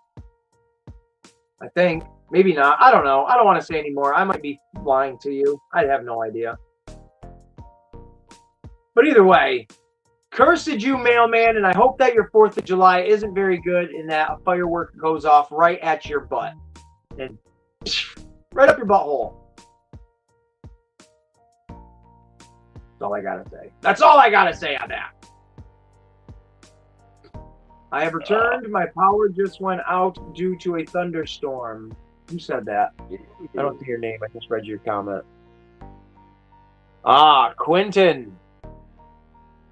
Quentin, not Tarantino. There we go. That should have been your name, Quentin, not Tarantino.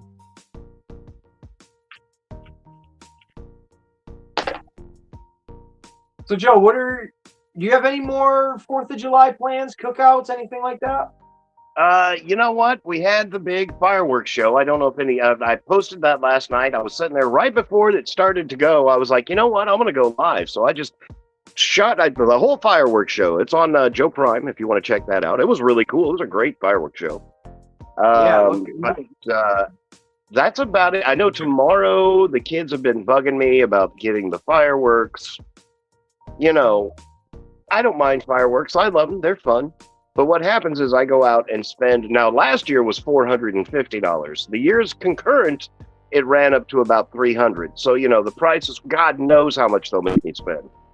But now you can get usually like the good fireworks, or you get like you can get legal ones, right? Oh yeah, we Yeah, can I used hit to like everything. I like the big sky, the ones you shoot off, and the big ones and all that. Yeah, yeah, Roman candles. but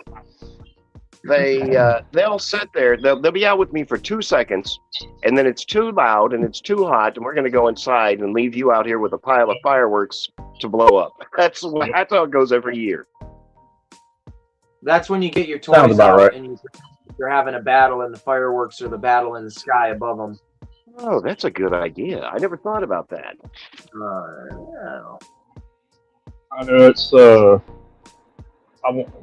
hadn't shot any off in years. I know my dad used to. Something my dad used to enjoy a lot, but with the dogs and all that, I don't. That's the main reason we don't pop them around here. We got enough people popping them off. You know, it gets. I mean, they're shooting guns and AK-47s and all kinds of shit going off around this time of the year. Yeah, we've had here in Independence. I think the second the fireworks go on sale, they immediately start blowing them up here in town. So we've got 3 weeks before and a minimum of 3 weeks afterwards that the fireworks are just constantly going off. Yeah, so they'll start tonight and then it'll run all the way into Monday morning. So pretty much this whole weekend, the dogs will be just scared out of their mind. They'll be shooting off and shooting their guns and all that good shit. But you know, only bad thing is just it's so hot and so dry down here, and that's not good. You know, with the ground as being as dry as it is. Oh God, yeah. I mean, we had a bunch of rain last week, but it hasn't done anything for at least 4 or 5 days. Yeah. Ooh. I mean, there for a while we got a little bit of rain, but we hadn't got any rain in a minute, and it's definitely not a good thing. But they're going to do it regardless. You can't, people just don't think about other people. All they think about is themselves. So they don't understand what can affect other, things that can possibly affect other people until it happens. Oh yeah, yeah. The across the street, I have a mechanic shop, and that guy will go out and do the quarter sticks. So 10:30, 11 o'clock at night, ba-boom, shaking the windows. Every dog in the house goes off for at least an hour. Oh my God. They're running around or running. Like I've got some that'll run in and get in the bathtub and curl up in the bathtub, or they'll bonbon and curl up under the sink in the other bathroom, and they get scared out of their minds, man. So that's the only part I don't like about it. Yeah, I really don't. And then there was a couple years where when I still had my Challenger, and I love my car. I love my car just about as much as I loved anything in my life. And I remember the first year of 4th of July, I remember going out the next morning and I had remnants of where they looked like they hit my car with the fireworks. Boy, and I was so damn mad. I said, I swear, if this shit happens again, I'm gonna be kicking somebody's ass. And came around the next 4th of July, it happened again, and I screamed out across the street at the neighbors, and I said, "Look, y'all, if y'all gonna shoot them damn things off, I said, for the love of God, I said, if y'all better shoot it somewhere other direction. Don't be shooting it towards my house or my car, or we gonna have a problem." My bad. That's all I heard. I was like, well, please and thank you. Right. Not unless you want to pay to have the damaged paint on my car fixed. Oh yeah, absolutely. It's nothing for me to come out and find 2 or 3 of those big, thick cardboard tubes that come out of the aerials, throw on in my yard. Yep. Bottle rockets, and we used to shoot off them Fiesta balls, the ones that make the big ass deep noise when they go to shoot out the tube. My dad used to love those things. And then we had this thing called the tarantula, and it was a circle. I don't know. I guess it was about as big as it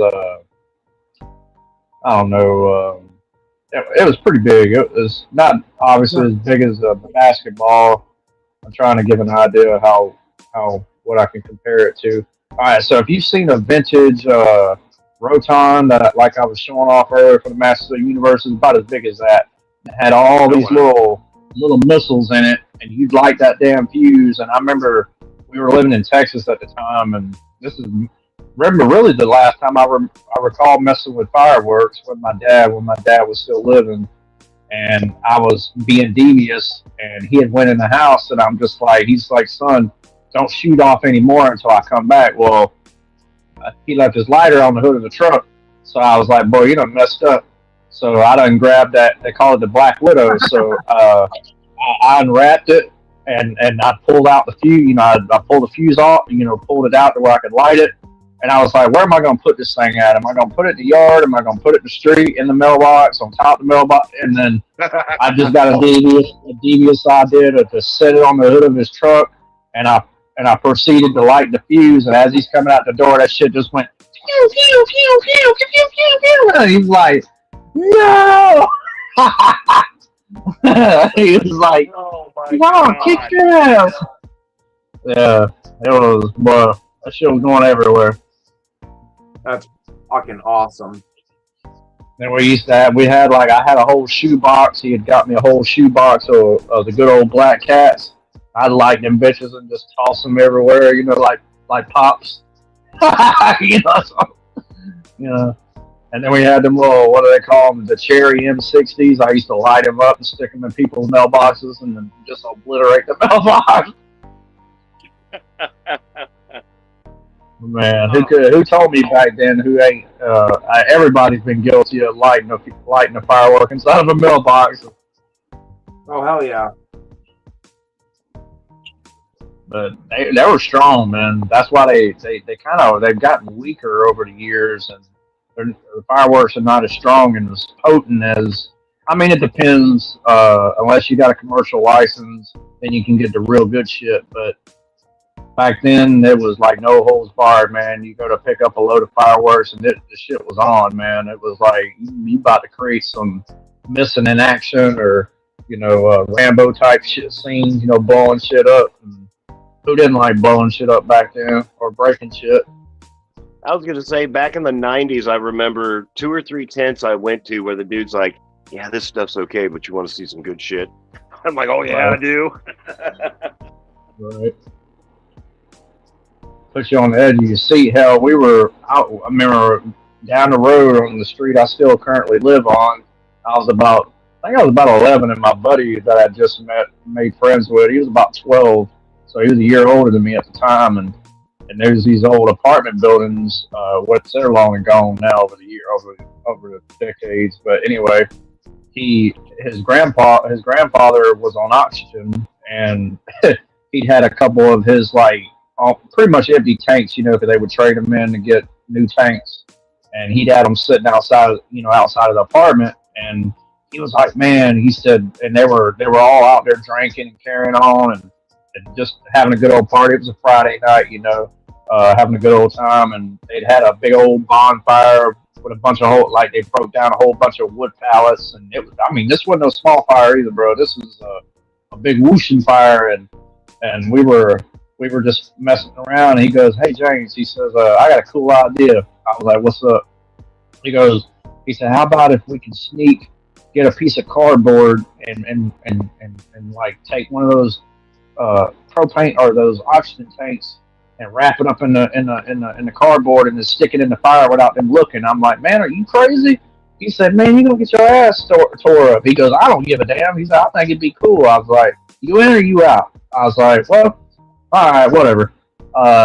And we proceeded to do the very thing, and once we put it in the fire, we actually climbed up on the roof of the house, and we were kind of on the overhang part. We were just kind of sitting back, waiting for the grand finale, and I was watching it, and I remember all I heard was this whistling noise, and I started seeing this blue flame sticking outside where we put the tank at, and all of a sudden a massive ass explosion, and the boards just went flying everywhere.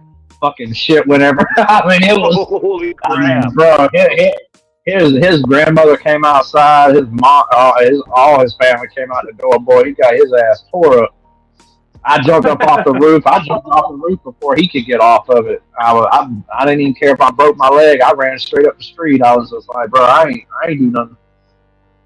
I wasn't here. But it was funny, man. I ain't never seen no explosion like that. It obliterated the whole whatever that pile of shit they were burning, and it wouldn't know. Like I said, it was. I would probably say it was about 8 foot across, 8 by 8. Like it was a big fire. Like it was pretty decent. So I thought it was pretty hilariously funny until he thought it was funny until he got his ass whooped and he got grounded, but. Because they ended up talking to me and they asked, it was like, well, who actually put it in the fire? I'm just like, well, he technically did, even though I was kind of an accomplice in the whole matter. He was like, well, we're gonna let your parents handle you, and you won't be seeing your buddy for a while, so you know. Excuse me. But that was pretty hilarious.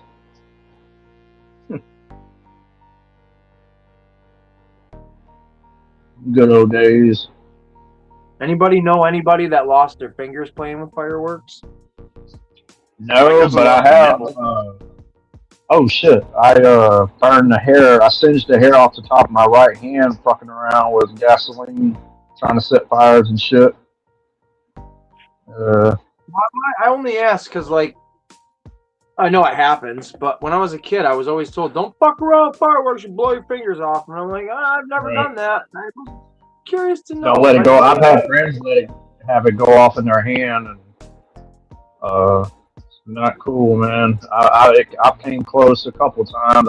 Joe will tell you, we used to actually take Roman candles and bottle rockets, like the little Texas Rattlers or them. We'd literally light the damn fuse and we would shoot them. We would hold them in our hand and just shoot them down the street, like or wherever up in the sky.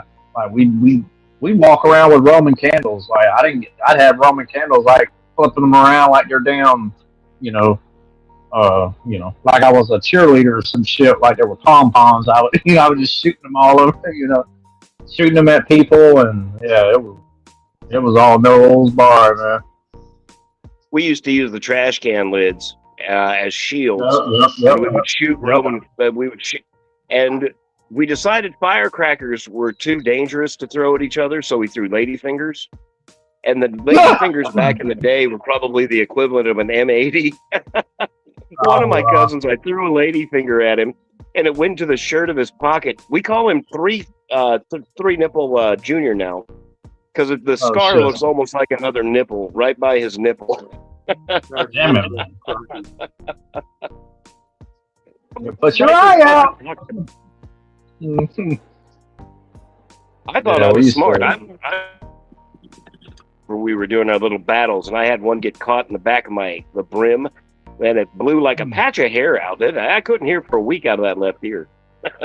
Yeah, I've had them blow up so close to me because my friends would toss them at me, and I'd be trying to run away, and it'd go off next to me. That shit was outrageously loud. My ears would be ringing, and I'd get mad and toss one back at them. I'd be like, "Look here, this is how it feels, jackass." So, toss one at them.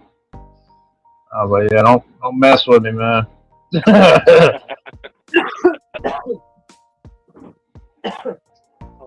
Yeah, it was, like I said, I hadn't shot them off in years, and I would, like I said, if we got more rain, I would have probably maybe got a couple to shoot off, but nah, it's just too damn dry down here.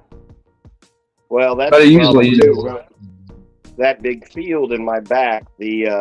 I own a quarter acre back into that attaches into my property. The rest is the neighbors, and they haven't mowed it or brush hogged it in probably 3 or 4 years. So if you get like the Vietnam jungle thing, right? I was kind of getting onto them a couple of weeks ago about that. I was like, the brush in the back of that field's like 20, 30 foot tall now. Right, that harbor snakes and other critters and rodents and yeah. God, you wouldn't believe the size of the spiders that I fight out here in my garage. No thanks. No thanks. No, I'm good. I don't do the snakes or the spiders and nothing like that shit. Nope. Nope. I've got this one. He's a rat. I've got a rat that runs around out here, and this thing I saw him a couple of weeks ago, and he stood up and he looked at me. You've all seen Charlotte's Web, right? Yeah. Yep. I call him Templeton. He looks exactly like Templeton. He kind of stood up on his haunches, and he's like, "Oh, I don't think you don't scare me. This is my house." And he kind of waddled back into the field. I'm like, okay. Shoot that son of a bitch between the eyes. Shit.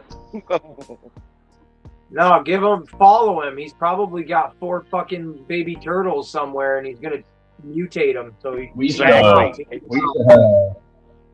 to have these things down here, or these rats. They call them wharf rats, and they're no joke, man. They're as big as I've had some as big as my fucking cats or my dogs, my small dogs. I'm just like, bro, that's some huge ass rats. But I don't mess with nothing like that, man. I kill them bitches on sight, like possums. Hell, I even remember killing a snake.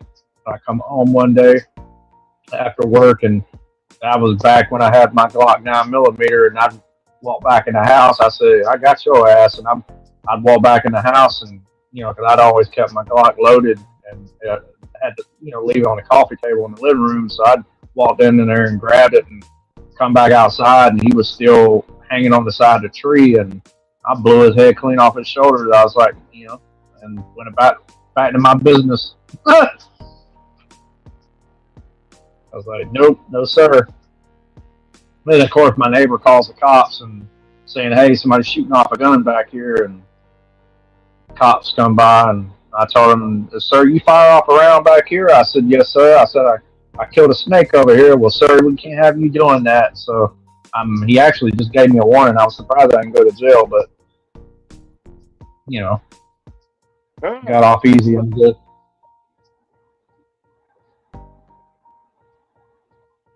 That was a no-no.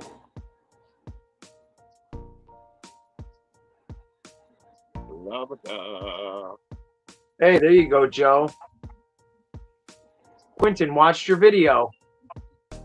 Well, thank you very much, Quentin. Actually, I was just pausing myself for just a moment. I was closing that video out, and I've been jumping in and out of the stream talking to the fellas that jumped in there. The singles of people. How did your premiere go? How well did that go? Oh, it went very well. I did the Power Glide.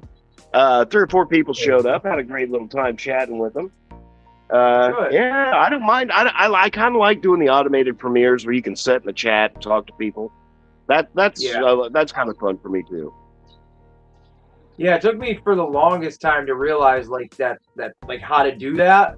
So every video I was setting was just as is, like a video. And then I'm like, how the hell do people get the live chat during a video they've already recorded? And then the more I tinkered with, the settings and shit, and I'm like, oh, it's where you set it as a premiere video, and then that's when it'll have a live chat to play, with it. And I thought about a YouTube channel, but it's fun. Like I say this, but I don't mean it disrespectfully. Like 700 plus subscribers is an amazing thing to think that 700 plus people, whether it was 1 video, 2 videos, or whatever video it was, they liked it enough to be like, yeah, I'll support this guy some way, somehow. But if it was only 1 person, even right now, a year and a half later, I enjoy just making the videos. And right, my collection my collection is for me. I don't, like we said earlier, I don't have this stuff to impress anybody. If what I have excites one of my friends, then it's like, oh, okay, this is like a friendly little competition kind of showing off. But it's never a, ooh, look what I got, you guys.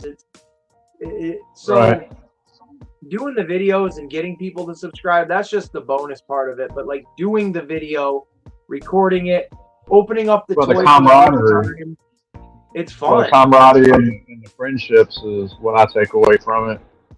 Yeah, The and brothers that I've managed to procure since I met Kaz actually a few years. It's been about, I guess it's been about 6, 7 years ago now. It's been it's hard to believe it's been that long, but and I've enjoyed every second of it. You know, I don't have, I think I might have like 60 some odd followers on Instagram, and never really cared, you know, about having 1,000 or more followers. Or I don't even, like I said, I don't even care. You don't even have to like my stuff. You know what I mean? I'm like you know. It's just the fact that this is what I love, and you know, I might not post all the time. I procrastinate a lot. You know, I will say that. You know, I'll say I'm gonna do something, and I'll get caught up doing something else, and you know, I don't know. I've always been a lone wolf, man, because I used to play with my own toys myself. I never played with my sister, you know. And when she did, she was always like trying to mix her She-Ra in with my He-Man and all that good stuff, and the Barbie and all that. And I wasn't having none of it. No, I get that completely. Like the last part there, my brother, he was only like a year and a half. One of my brothers was only like a year and a half older than me, but we had all of the same toys, whether they were hand-me-downs from my oldest brother or new out of the store. Like we always had the same shit, but we both also liked very different things. Like where I love what I love now, the Ninja Turtles, Simpsons at the time, hardcore wrestling, and whatever else. Where he, and this was the stuff we didn't share. So he was like hardcore into the old Star Wars, Micro Machines, all of that shit, which I loved all that stuff too, but I went towards the direction of like actual big 6-inch figures and blah, blah, blah. Yeah, I don't, honestly, man, he used to get frustrated though, because like you would say with your sister, I would try to incorporate my toys. So we would be doing the Micro Machines with the Star Wars, and then I would be grabbing like a big, you know, robot or something that was a 6-inch like McFarlane figure, and he's like, "No, we're not playing with that." It's like, why? Why can't this be like a Titan, like a giant fucking robot, man? Like, come on. Right. And he was like, "No." Bum. I've always been spoiled on 5.5-inch action figures. You know, thanks to Masters of the Universe all these years, and I mean, I just can't believe how small, you know, like the Kenner Star Wars used to be, and the old O-ring GI Joes. I can't do that scale, man. I just can't do it. I feel like I'm robbed. I mean, but in all fairness, there's people out there that love those figures, you know, and I appreciate that, you know, because everybody loves different things, and I'm a big proponent of trying to, you know, enjoy and you know what other people like. You know, we'd all. That's what makes us all unique. You know, because we all don't collect the same stuff. Right. And you know, we're all different. So I'm different in the sense of that all I collect is Masters of the Universe. I don't see. You know, I might have a one-off thing here or there. You know, like that one GI Joe classified bat I've got, and I've got a couple Ninja Turtles hiding around in here somewhere. I don't know where I put them at, but they're retro. The ones they did back in what 2021, 22 Playmates did. The ones that have the textile skin. I'm not sure, but they're based off the originals. They're based off the OG ones. Yeah, I think they're the same ones I'm thinking of. I like those ones. I got them myself. I think they're cool. I bought all 4 of them, and well, I actually bought 2 sets. And I remember buying the Turtle Van, and of course I got rid of the Turtle Van, and I really gave all of them away except for 2. And I've got a Michelangelo and a Raphael floating around here some damn where. I think the Mikey's still carded. I don't know where the hell I put them at, but I've got some Pirates of Dark Water for any of you nerds know what that is. No. Some what? Pirates of Dark Water. It was a Hanna-Barbera, very short-lived animated series, along with a little, very short-lived storyline. Yeah, absolutely. Classic, No, I'm not classic, familiar with this classic, one. classic. Yeah, Ren, Oz, and the monkey bird. I forgot the monkey bird. Nibbler. Nibbler. Yeah, Nibbler was the monkey bird's name. Let's see. Let's see if I can find this damn DVD for you. It's hard to get because I had to order. I don't even recall where in the hell I ordered it from, but it's hard to get. I know that because I paid almost $50 for the original Hanna Barbera DVD set of the Pirates of Dark Water. When You did don't this see it come every out? day. What is it? 90s?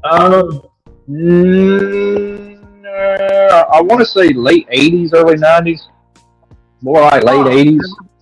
I've never heard of this ever. Oh yeah, Yeah, man. hold I remember Loth was one of my favorite characters. All right, hold Oh on. Let me yeah. put you on the big screen here. Hold up.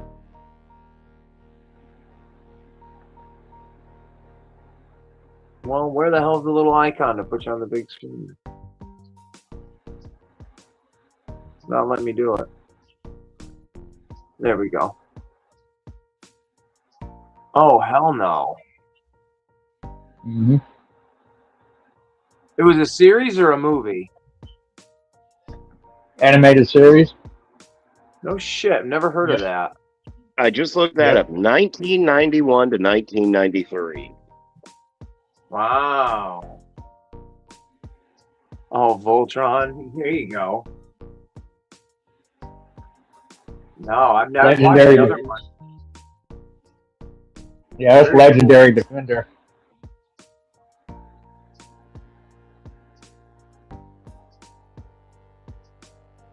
Hey, Quentin, have a good night. Unless you come back like a boomerang, and then we'll talk to you again. But if not, have a good night and enjoy yourself. Be safe this weekend, and don't put any firecrackers in your mouth. Around your booty hole. Or definitely don't put them around your booty hole. Or maybe do that. I don't know what the things are. Hey, Steve-O from Jackass put, I think it was firecrackers in his butt or something like that in one of the movies. So if he can do it, I don't know if you should do it, but it's possible, I guess. Dreams come true. Yeah, the stunts really. in Aces Place 22 are done by trained professionals. Do not attempt this at home. Right, and these trained professionals are the monkeys or the inmates, whatever one you want to label us as. We've escaped the zoo or the asylum, so proceed with caution. Was that the 200 or the 200X cartoon? Filmation. Okay, there you go. They got the 200X one coming out on Blu-ray. I'm probably going to be buying that. Well, I hate to bust your bubble, but I've already got it pre-ordered already. Hey, I don't have it pre-ordered at all, but I would like to get it. I would. There you go. It's been a long time since I've watched any of that on or not even Blu-ray, but DVD. I used to have a VHS tape of the 200X line. I watched the shit out of that.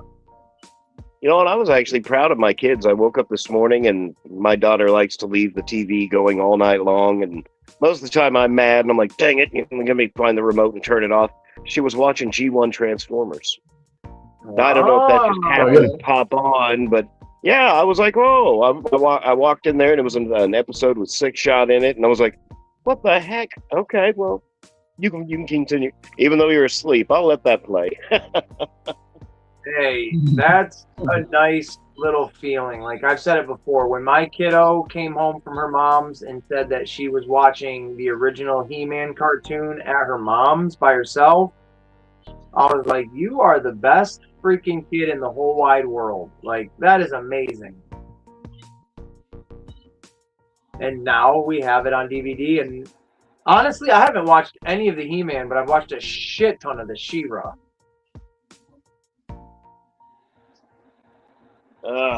The later episodes of Transformers weren't too bad, but the early episodes, the animation was so poor, and the storyline was so bad that, you know, it was one of those things where Megatron's standing there talking to Skywarp, and then all of a sudden Skywarp turns into Starscream, but he's got a different voice. Oh, It's geez, hard to really? watch some of that G1 stuff. Oh yeah.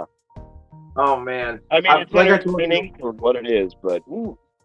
Well, like I told you, I wanted to get. They have it, you know, the complete series on DVD in at Walmart, and I want to pick it up and watch it and do like my own little, you know, Transformer chat with a bunch of folk. But a lot of things like that DVD box set are taking a back seat. There's so many things that I want that it's like, well, I could just get it now, or then something new pops up, and this and that. Like, for any Simpsons fans, the new Jack specific line, some of them that are extremely hard to find, and there's quite a few of them that I don't have, but like the newest one they just revealed is Homer in like his moo-moo, which is like his big fat lady kind of suit. And I'm like, damn, just knowing that exists, I feel like it's already burning a hole in my pocket, and I can't buy something else now because of that. It's awful. Well, I know that I bought it when it originally came out in 2009, and I've even got the Best Buy exclusive set of the 2002 Mike Young Motu series, and that 2009 one I have that I just showed you on the secondary market, it's over $100. Oh wow! If you can get it, if you can find it, complete with all the discs, and then the Best Buy exclusive sets I have is around 300 or so. Phew. They came with exclusive slip covers, and you know, like all the series, like all the Filmation, the Shiva series, the New Adventures, and when they did them all, they had all exclusive spine art. So the packing for the slipcover art was all it would match to make a collage. So that's what makes them so hard to come by. So everybody's missing the 2002 set, and which is the very one I have. That was the only one I really ever bought, and that's the only one I cared about. I mean, don't get me wrong, I love the Filmation series, but I didn't get the whole series until my nephew bought me the one I showed y'all off, which that was the first one you could buy at Walmart a few years ago when they first. I don't know. It's just, I'm sure it's been out multiple times, but I managed to get it. He bought it for me, and you can go out right now. There's two different versions. There's a He-Ra or He-Man and a She-Ra, like both series complete together, and then you can get the exclusive slipcover version that glows in the dark, and then they've got another one that's got a drive-in diner type of slipcover to it, and that's the most recent one they've done. I don't know what it retails for, but I'm sure, you know, I would think probably like anywhere from $30 to, let's say, $60 probably, give or take, probably somewhere in that neighborhood. I'm not exact on the price, but the set that I have, or that my nephew bought me, was around, at the time, it was like about $40. So, but you can still find that one too. So, and it's got all 130 some odd episodes. Yeah. I've got some older ones. I've got some VHS copies, and I've got commemorative videos. I wish I had my VHS. They had released.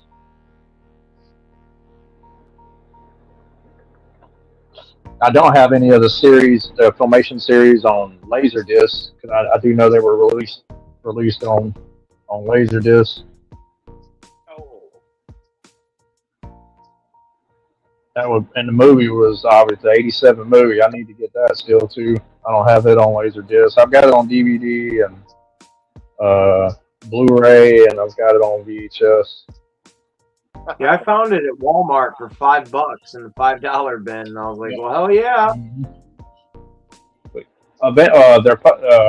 It's at. I think it's up. I want to say it's up for pre-order. I just hadn't pre-ordered it yet, but they're coming out. Paleon Pictures.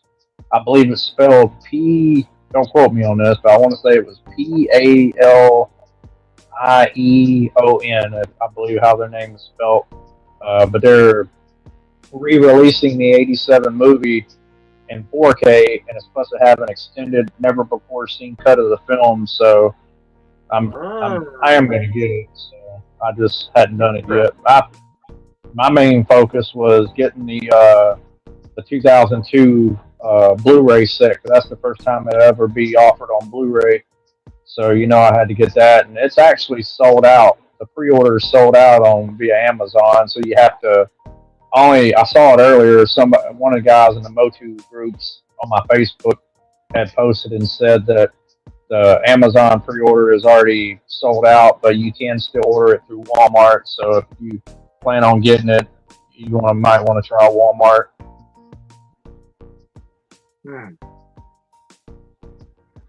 Speaking of movies, Ace, what did you think about that Dragon Ball Z movie, huh? Wasn't that cool? I did not watch all of it. I probably watched... Jesus, I put it on last night to doze off to, or this morning to doze off to at 3:30. And that was the funniest thing. That, dude, the first time I saw the clip of it, I was like, what? Like, how? First of all, I don't know how stuff like that goes under the radar and nobody talks about it and it's not just out there already. So I was like, how the hell has this existed? And and it's just never come up in a conversation of Dragon Ball Z enthusiasts or anything like that.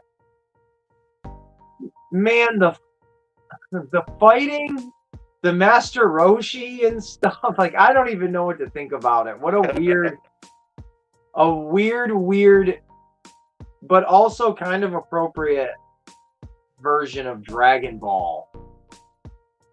What would you say that was maybe, an early 90s complete Japanese martial arts Dragon Ball Z type movie? I would say, yeah, because I thought it was made to look older or feel older or whatever the wording is I'm looking for. But it's definitely of its era, 100% of the 90s or of that time, because what a fucking weird movie show. Like, I don't even know. At some point, I should do like a full watch it and like do my own little review, because I guarantee there's not a single one on the internet anywhere. And that's the type of stuff I know. The Comic Crusader, was that his name? Yeah. When he wanted to do like that Alien movie review, or not review, I'm sorry, but like watch along, that Dragon Ball Z one, or not Dragon Ball Z, but Dragon Ball, that would be one I would want to do as like a watch along with people, to just be like something you'd sit around with your friends and laugh at. I think that would be a fun one, but I have no idea how to help do anything like that. I just tried to find that, and I found that just scrolling around YouTube movies, because that's what I'll do every now and again. And like you said, at night, be like, what do I want to watch to fall asleep on? And I saw that, and I was like, oh my God. And that's exactly right. When you sent me that, that's when I knew the other morning, or this morning, where I'm like, I am literally scrolling through YouTube, clicking on like videos like Papa Meat, everything that's in my normal algorithm. But then I'm laying there in bed and I'm like giggling because I'm listening to stand-up comedians, or I'm listening to Papa Meat, and I'm like, no, I should be fucking bored with what I'm listening to, not engaging with it. So I was like, wait a minute, that Dragon Ball movie, it'll be interesting enough for me to listen to, but it'll be boring enough for me to know I don't want to really watch what's going on. I'll just fall asleep. This would be it is not an actual Dragon Ball movie. It's a cult classic. It's an unauthorized 1991 Taiwanese film called Dragon Ball: The Magic Begins. There we go. That makes so much sense. In a world that makes very little sense, that makes extremely a large amount of sense to me. Well, it's kind of like the one of those early. There's a 1980s Fantastic Four movie, And Yes, there's I an have. 80s Captain America movie where he's got the helmet with the squishy ears. I love the cheesier, the better. Those are great. Joe, have you seen the David Hasselhoff Nick Fury movie? Yes, I have, and I love it. Yes, I have. I have all of those cheesy 80s movies on DVD.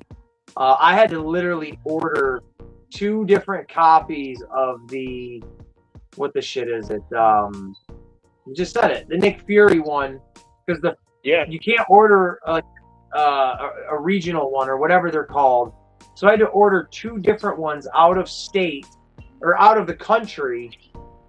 The first one that came, it only played like half of the movie and didn't play anything else. So then I ordered it again, and it plays the whole movie. And it's like, oh my gosh, what a pain in the ass. But it's worth it. It's all worth it. Oh, yeah. That is and that was another, 89, 90. That was an awesome movie. Yeah. And well, the Fantastic Four one, what is it? Roger Corman? Was that the director, I think? There you go. Something like that. A friend of mine, I don't know how he got it on DVD, but I think he downloaded it onto a file and then downloaded the file onto a disc and then went online to some website and ordered a slipcover that, if it ever came out on DVD, this is what the slipcover would have looked like. So when I look at my DVD collection, I can literally be like, oh, I have all the Fantastic Four movies. And then like, oh, I have all of those Captain America movies. Like all of the cheesy Captain America movies. I even have Blade TV series that was made after Wesley Snipes didn't return as Blade. Like the dumb shit. I even got the anime series, the Japanese anime version. That's good. That's really good. I've got the X-Men one too. Yeah, I love all that kind of crap. So proud of the X-Men. I could see myself watching that Dragon Ball, that Taiwanese, let's label it, the Taiwanese Dragon Ball movie. I could watch that more than I would probably actually watch the real Dragon Ball Z movie. What's the matter, Sugar? You okay? Okay. With that American version one, there's so many things that I do like about it, and then it's like, what the fudge is all of this nonsense? Like, Chow Yun-Fat as Master Roshi was an awful, awful, awful fit, but I understand why they got him, because he was a huge name because of the John Woo movies and crap like that. So, I remember, I don't know why the name stands out to me, and every time I think about martial arts, 2 things stand out to me. The guy in question would be, I know that Joe Prime would know this name, Sonny Chiba. Yep. And a little movie called Jim Cotta. So that was, of course, there was some No Retreat, No Surrender. Jason Gedrick. I actually had that on VHS. That is extremely, and I mean extremely rare. I've never known of anybody to have that VHS copy of that movie, and I bought mine. Dude still had it wrapped in the cellophane, and he said he bought it off a dude at one of our local flea markets, and he had it. He had this Camaro, and he had it that he had pulled out in front of his dad's house, and I used to be friends with his dad, and we were sitting on the front porch, and he's like, "Hey James, I got some movies I think you might like. You want to come check them out?" And he'd had a few, VHS and stuff, and I ended up with 2 things that I've never seen since then. I got that sealed copy of No Retreat, No Surrender, because that was Jean-Claude Van Damme's very first movie he ever played in. Oh, really? Cool. Yes, and the other one was a very extremely rare two tape set as a special set of Nightmare on Elm Street. Was it 3 and I believe it was 3 and 4, or it was 2 and 3, one or the other. But I got it floating around. I've got a bunch of them put up in my closet. I got a bunch of more DVDs. VHS and Laserdisc. But anyway, I remember getting that, and I've never seen it since. And I had found out that they were extremely rare, and they've been out of print. And of course, they don't make VHSs anymore. They do like special release VHSs still of newer movies, which I know that's crazy. I didn't even know that was still a thing, or that's what you can't. I just don't know who does them, but like this shop I go to here locally, all he deals in is retro. So it's a shop that all of us Gen Xers and nostalgia retro people would love. They would consider it to be heaven because there's nothing but VHS and vintage toys, vintage comics, and any and everything that you would love if you grew up during the 70s, 80s, 90s. He's got Turtles and a shit ton. Well, Joe, you'd love the place because he got a shit ton of Transformers, like vintage, modern. I mean, I'm talking Titans down there. That's around where you live. Yes. I mean, he's got. Next year, I plan on coming up there to Joe Fest, so I'm going to check that out with you.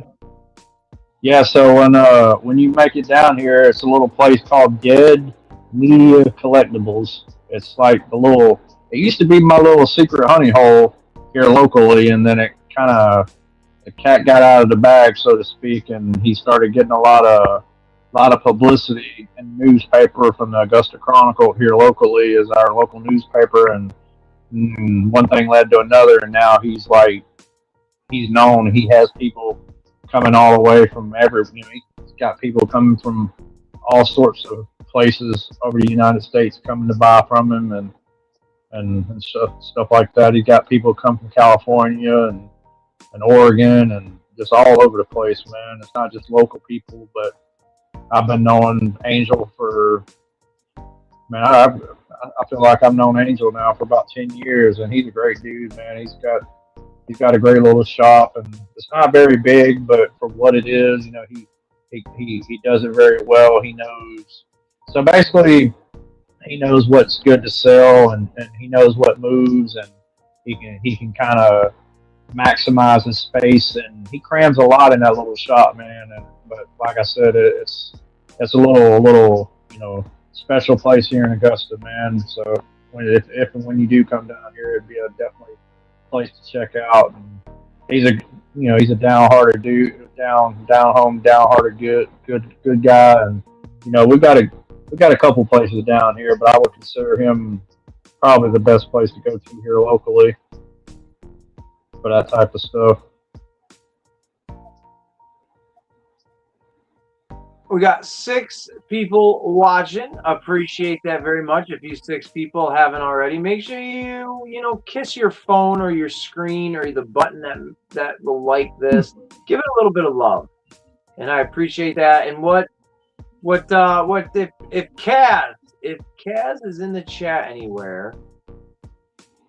What's up, man? Are you joining? Do you want to join still, or is it not what you want to do? Do you not like us anymore? I think we're all pretty cool, but you might be cooler than us. Maybe Bruce is hanging out with you a little bit early, and he said, "Nah, fuck those turds." I appreciate you for letting me on, man. Yeah, man, of course.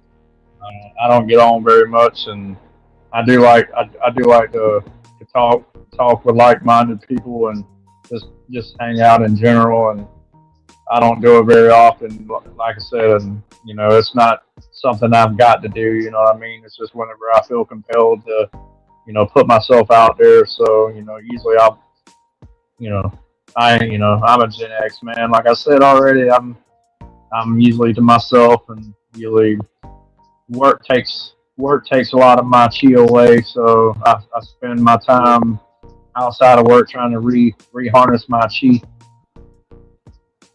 I feel that completely. Like that's why, like Joe said earlier, when I do my videos, I try to get them done like within 2 days of each other. Like I try to sit down and make sure, like, all right, give it this amount of time. I got this day off, blah, blah, blah. Focus on this.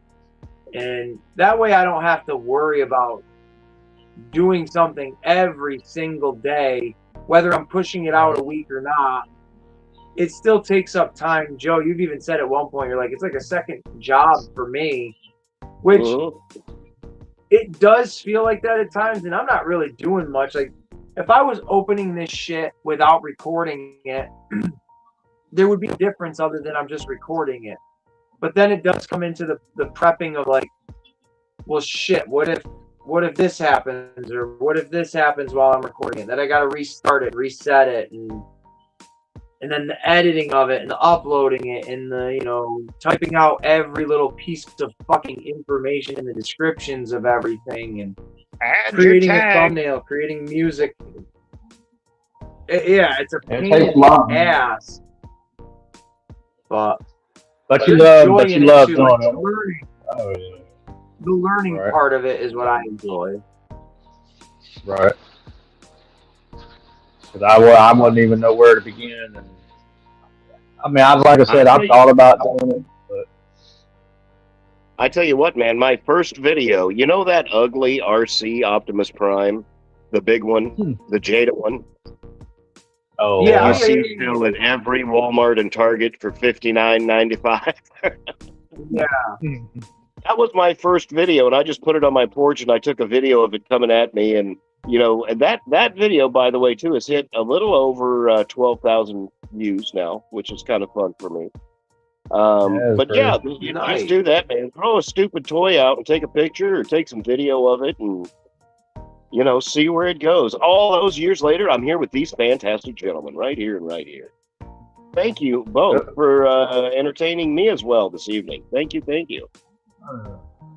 No problem. Hey, you're welcome. I appreciate you waking up from your slumber to join me. Yeah. Well, I dozed off too, so you know. I'm surprised, honestly. I can feel that I'm tired. I am super exhausted. I'm literally at this moment running on like maybe 2.5 hours of sleep. And even my boss, when I told her, she's like, you can go home the rest of the day if you want. And I was like, yeah, but I'm already here. I've already told myself I have to wake up. So it's like, I would get home and I wouldn't go back to sleep. I would be awake because now my mind is awake. Now, you know what I mean? Mm-hmm. Yeah. So I was like, no, fuck it. We'll just stay. Truck came early, so I was super busy. So it was nice. There you go. I have to be conscious. You might as well pay me for it. Right. Yeah, exactly. Like if I had to burn that energy to tell myself, well, it's time to wake up, it's time to go to work, and then that's one. If we were on the phone and I was still at home and she was like, well, you can just stay there, I'd be like, all right, cool. But I'm already showered, I'm already dressed, I'm already awake. I'm 25 minutes away from the house. If I drive 25 minutes back, I'm in wake up energy now. Now it's still early in the morning, but the sun and shit comes out super, super early. So it's just no. I'll stay. And you lose the comfortness of, you know, when you just about to get out of bed, right before you get out of bed and you're all comfy and shit, and you want to roll back over for another 5 minutes. Lord, I did that this morning. Yep. And it's the worst too, like, because I've been sleeping like absolute dog ass almost the last week now. And so I fell asleep yesterday thinking it would just be like what Joe said, just a quick little power nap, but it turned into like a 4.5, 5 hour, went to bed basically. And then so I'm back up at midnight or whatever it was, and I'm like, shit, I gotta be back up at 5 o'clock. What am I gonna do? Like, nobody's awake really, and it just sucked. So I scrolled through shit. I watched House of the Dragon, episodes of that. And then, oh man, have you guys seen advertisements for one of these games on your phone where there's a little puppy dog head and you gotta draw a circle around it and protect it from the bees? Oh, I play that. Yeah, that's a great one. Oh you gotta, my God, draw Joe, little lines and, yeah. I used to do the Angry Birds. I don't play games on my phone anymore. Oh man, so fucking addicted to this little puppy dog Bumblebee game. Oh, it's sick. I can't stand it. One of my ex-girlfriends tried to get me into that damn Monopoly Go, and I played it for all of about 2 minutes, and I was like, screw you and your Monopoly Go. Dude, See, now I was hooked on the Scrabble. I would play that at night for a long time. I did really I don't enjoy the fuck Angry with Birds. I don't mess with any video games on my phone. Like, to me, that's a gateway drug. Like, I don't want to do that shit. And exactly why this stupid puppy dog and Bumblebee game has got me addicted like it's crack. I went from that game to the Archer Birds. game. Which one is that one? The one where you're the lady and you got to shoot the bow at your opponent across the field. Oh, that one is phenomenal. I haven't even seen that. Sound like a medieval duck hunt. It's kind of like that. Right now, I'm playing the one where you're the little tank and you've got Yeah. Who doesn't No, I remember Duck Hunt?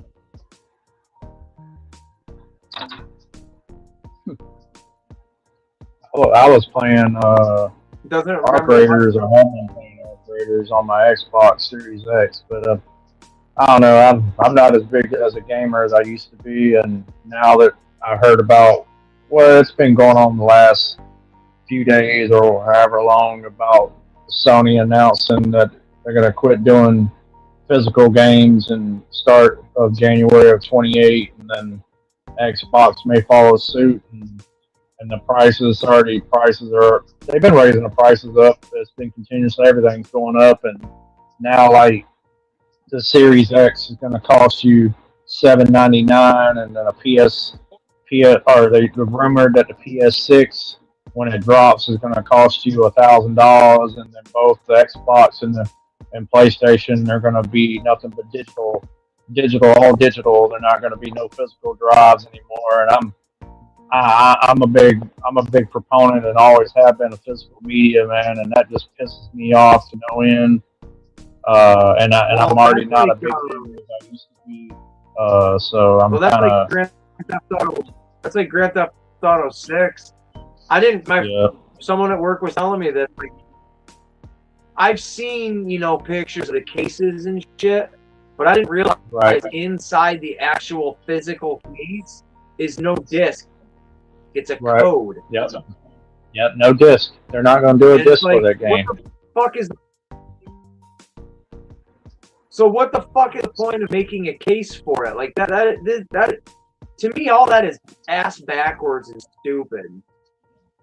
Well, they basically, I mean, I understand, like, we don't truly, even though we buy something physical like we have over the years, or whatever it might be, whether it be a movie or a game, a video game, that we don't technically truly own it, but we technically have a copy of it in our physical possession. So there's a little bit of how should I say this?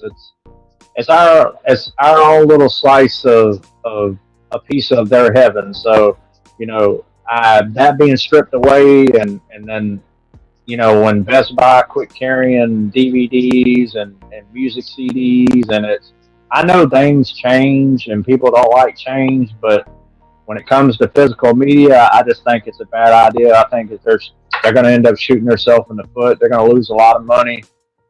People are already wanting to revolt over it, and I don't blame them one bit, due to the fact that, you got some people saying out there that, I'm cool with digital, but the only reason why the overwhelming majority of those particular people, might not be all of them, but a good portion of them are cool with it, and the only reason why they're cool with it is because they're lazy. The world has become lazy and entitled, so it's cool obviously it would be cool to them. All they got to do is one press of a button, they can watch whatever they want to watch. They're too lazy to actually get up, grab the disc off wherever they got it at, and put it in the damn disc drive and watch it. Well, that's again, we all come from different generations, so Joe again can understand where I'm coming from. You know that it's an abomination. I mean, at least in my eyes, anyway. I don't dig it at all. You know, just like when Blockbuster went away, I didn't dig it at all.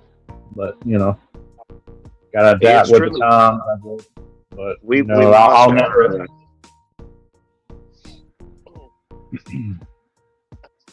Yeah, I was going to say we lost our last DVD store last year. But yeah, I know cousin William got mad at me.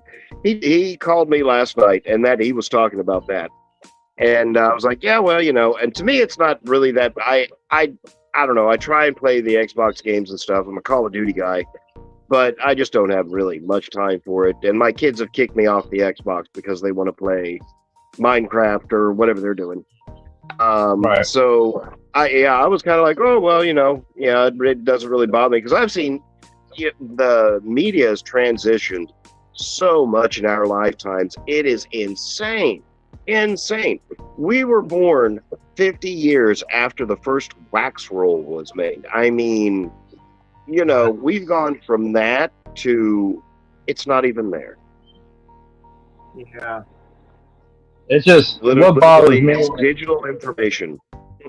Right. It just bothers me that I can't have it in my possession. And it like with the whole video game thing. If it's a franchise that I've collected that I specifically play, like there's two specific franchises that I've been playing since day one, and I own every game they've ever put out of these two franchises. Which one being Assassin's Creed, and then the other one being Hitman.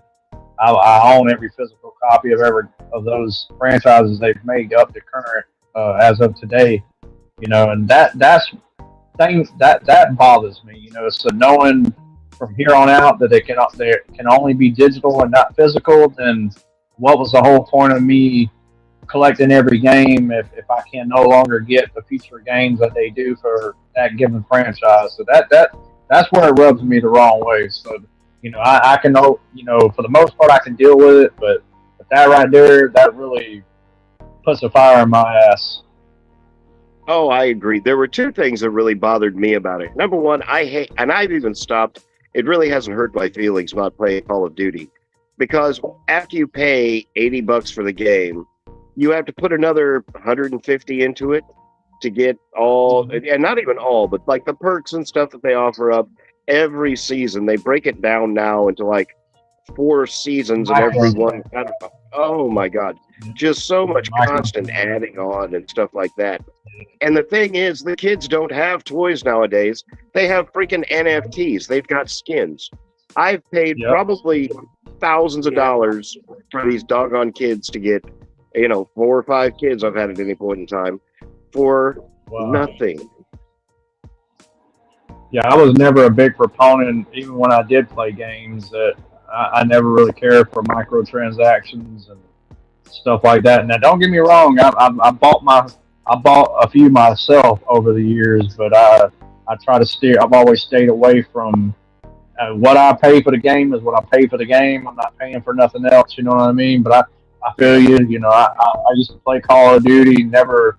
That franchise was something I just played with my friends just to have something to play with them that was able to play together and online, and that's no more than what it was to me. You know, it wasn't my game franchise. I never really, you know, Gears of War as far as a multiplayer is and always will be my favorite multiplayer game, you know, since day one. But I'm definitely not getting the new Gears E-Day due to the fact that there's no longer wall bouncing, so they basically nerfed the wall bounce. So I'm just like, well, what's the point of buying the new Gears? Is because they basically, I get it, things change, they got to evolve. The franchises won't, you know, they basically rebuilt the game from the ground up, and now it's running on like most of the games. I know Halloween from Ilphonic that's upcoming now. I will be playing that only because I was a big fan of Friday the 13th, the game.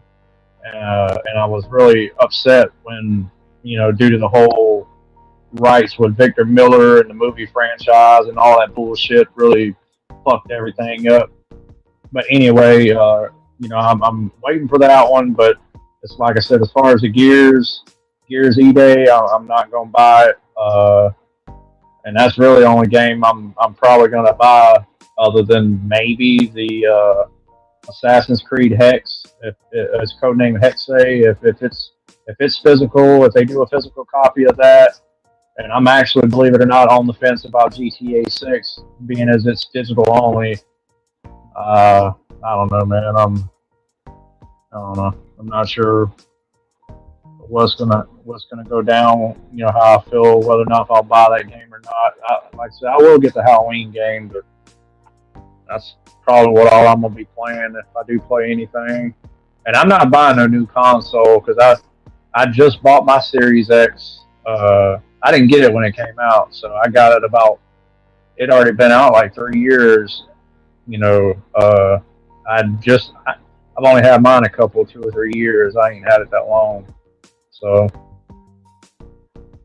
Yeah, well, if you guys are ever on Xbox, I am Natural Joe 72.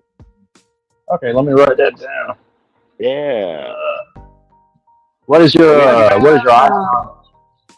I don't What's have my what? internet for gaming, but What is your profile? What is your profile picture? So I'll make sure I got the right one. Let's see. I think it's the wizard-looking guy. Okay. And you said what now? Natural Joe 72. Okay. And if you've ever heard the Frank Zappa song Natural Joe, he's the son of a bitch. Okay. All right. Well, mine's X Daredevil, as it's basically my username for most of my stuff. So I keep one username. I think my Bluetooth might You be got a down. Series X Ace. You can hook that up to the internet, can't you? I can, but I don't have like internet like in my apartment. I only use the internet through my phone and stuff like that. Okay. I've looked into like the Spectrum and stuff like that, and it's not anything that like I don't want. It's just one of those things. Again, when I upgraded to the StreamYard, to the whatever the plan I'm paying for now, I've had to cut back on what I can, go out in stores and buy. If I get internet, that's another thing I'm gonna have to well, now I got to cut back and get this. So it's like, where do I want to put my money, honestly?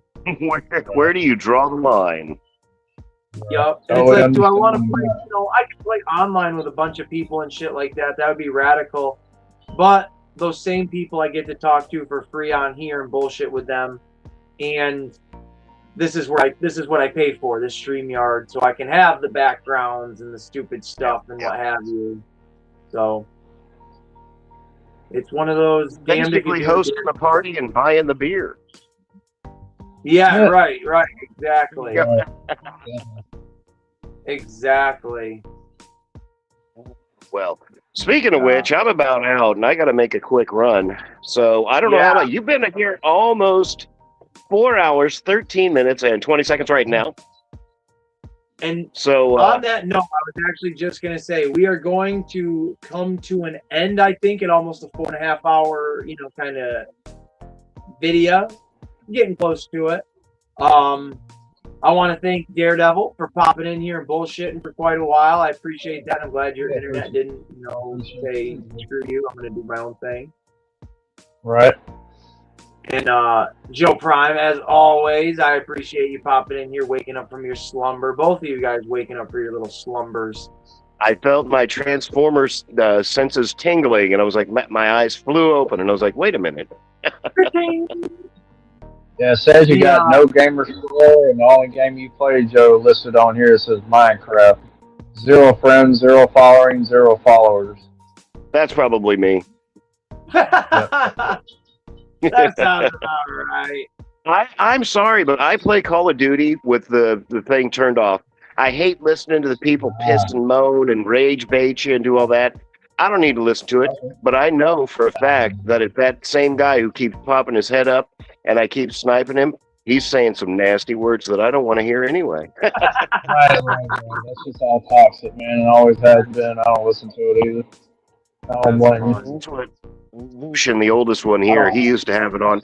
Boy, howdy, I hated listening to him scream and holler and blah, blah, blah. And I'm like, no, I just listen to the game. I don't need any of that. Right. They done started the fireworks already. Okay, babe. All right.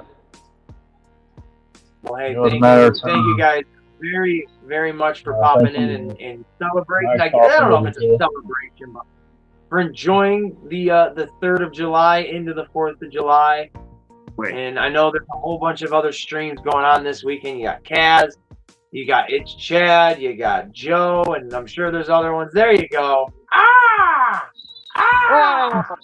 I will check you out there Sunday, Joe.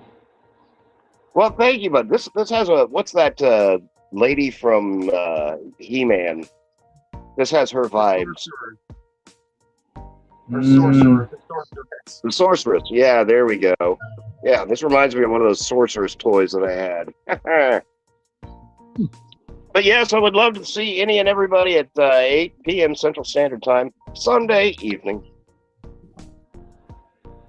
And I forgot to mention this earlier when I had a bunch more viewers, but July 19th on the official Seafrost channel is going to be his Voices and Visions little show that he's doing alongside with me being a little co-host.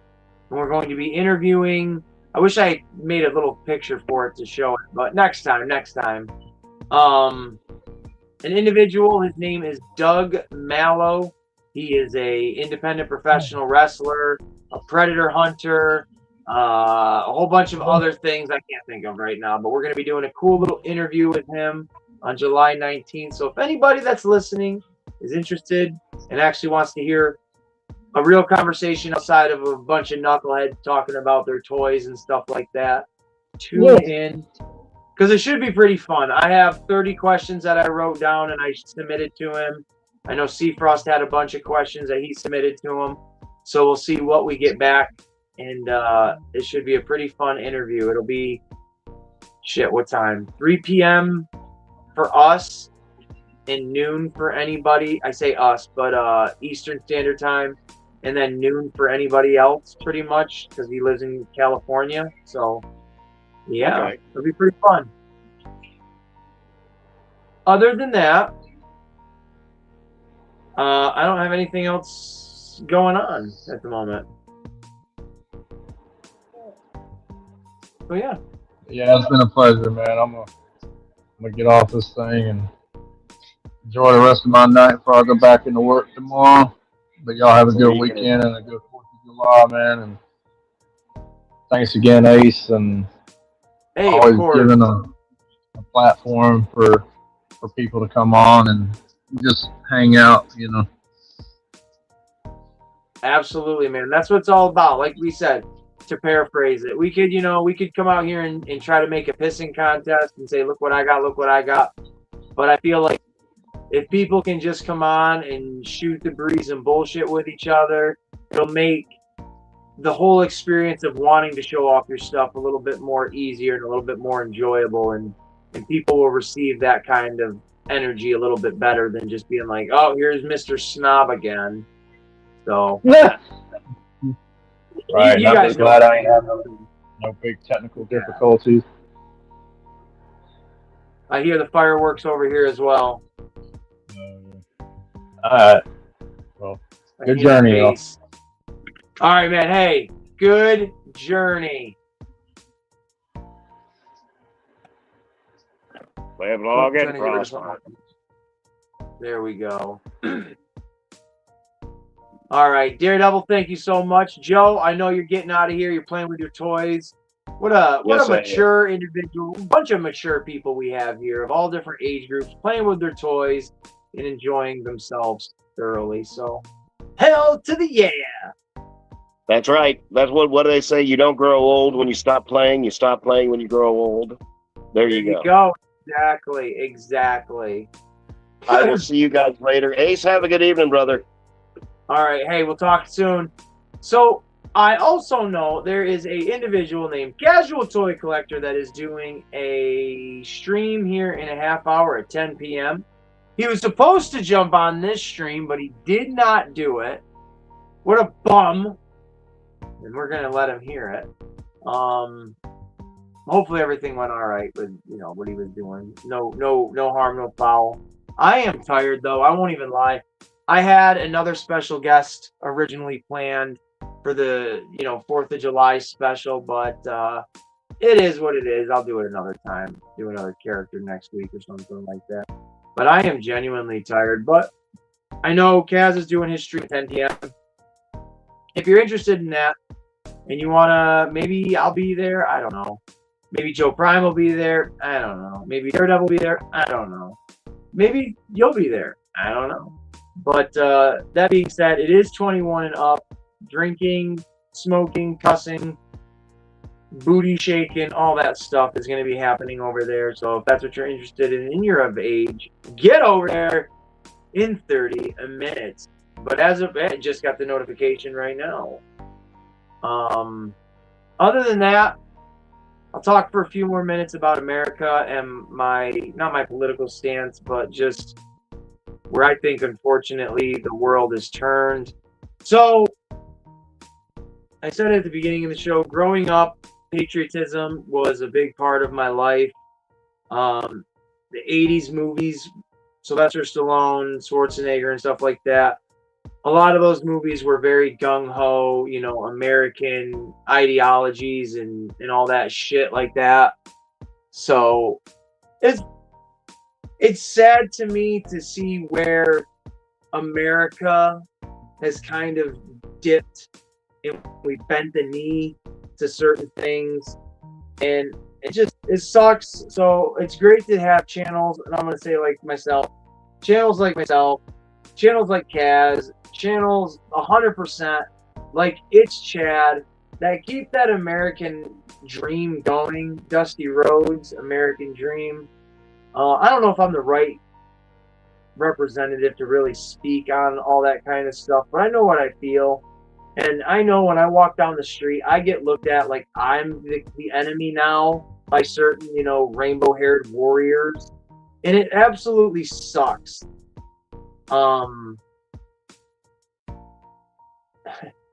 don't even want to get into it. I really don't want to get into all that. But it just sucks ass. And like Daredevil said, in a weird, you know, kind of segue way, this channel is for people to come and have fun and bullshit and just talk. And if you disagree, you disagree. If you get along, you get along. If you don't, well, I'm not going to have time for that. And the people that I support, people that support me, aren't going to have time for that either. So I don't fucking know anymore what I'm talking about. Happy Independence Day, America. Brandon8269, thank you very much for popping in. I hope everyone has a good night and happy Independence Day. A Money Nichols, thank you very much. Looking forward to hearing your new music, seeing what that's going to be all about. It's going to be silly off the walls for sure. But I don't know. I asked this question earlier. If anybody could answer it that's still listening. What is the movie in our current society that makes you feel proud to be an American? Like movies back in the day, Born on the 4th of July, and shit like that. Shit, even another Tom Cruise movie, American Thunder, Maverick. Someone said Maverick earlier. 100%, 100%. That one nails it. Top Gun. You know, movies like that just they made you feel proud. There's not a lot of shit like that anymore, and it's sad because now it's all about, well, you know what it's all about. I don't know. We're gonna end it here. We're just rambling on. This is the rambles of a madman. Check out Casual Toy Collector at 10 p.m. here tonight on YouTube. This Sunday, 8 p.m. Standard or East. Oh my God. 8 p.m. Central Standard Time, Joe Prime pickups, Sunday pickups, whatever the hell he's calling his show. And I believe It's Chad, another amazing channel here on YouTube, is going live Sunday to help celebrate America's 250th anniversary. Its birthday. Holy shit. 250 years. And because I want to celebrate 250 years of America, I decided to get into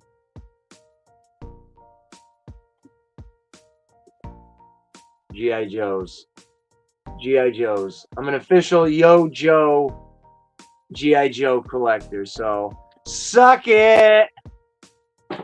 Suck it. That's how we do. We're going to end it here because I'm just a moron. I want to thank Joe Prime, Daredevil, Hinderer Collector. I want to thank all of you guys for jumping in the stream and just talking and killing the air for me and with me. Appreciate that. Brandon, you know what? Let's just do it. Let's read everybody in the chat. Let's say hi to everybody and thank you to everybody. So we're just going to go through everybody and say thank you to everybody. It's Chad. Thank you. Now it doesn't show me everybody actually, but it's Chad, Casual Toy Collector, The Man Who Laughs, 80s Joe. Who else do we got? That was early in the day. Joe Prime, Hinderer Collector, Sci-Fi Swamp Man, The Iacon File, Son of Crayon Slayer, Ken the Band, The Man Who Laughs, Quentin Rome Video, Daredevil, Sci-Fi again, Daredevil again, DB Morgan, thank you very much. I forgot you were here, DB Morgan. We had The Sorcerer. I don't know what the hell the rest of that is, but The Sorcerer, Optimus Prime, myself, Ace's Place, hey, what's up? And the band again.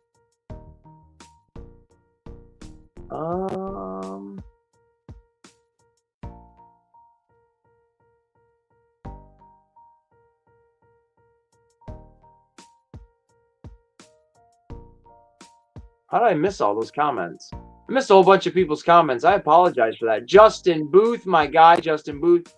G.I. Jetman. I'm going to hook you back up, G.I. Jetman. A Money. And Brandon. All right. Hey, if you're in, we got 4 people watching. If you're someone that wants to leave a comment, go right ahead and I'll read your comment and I'll say hi. I'll give you a shout out. And God bless America. Happy 4th of July.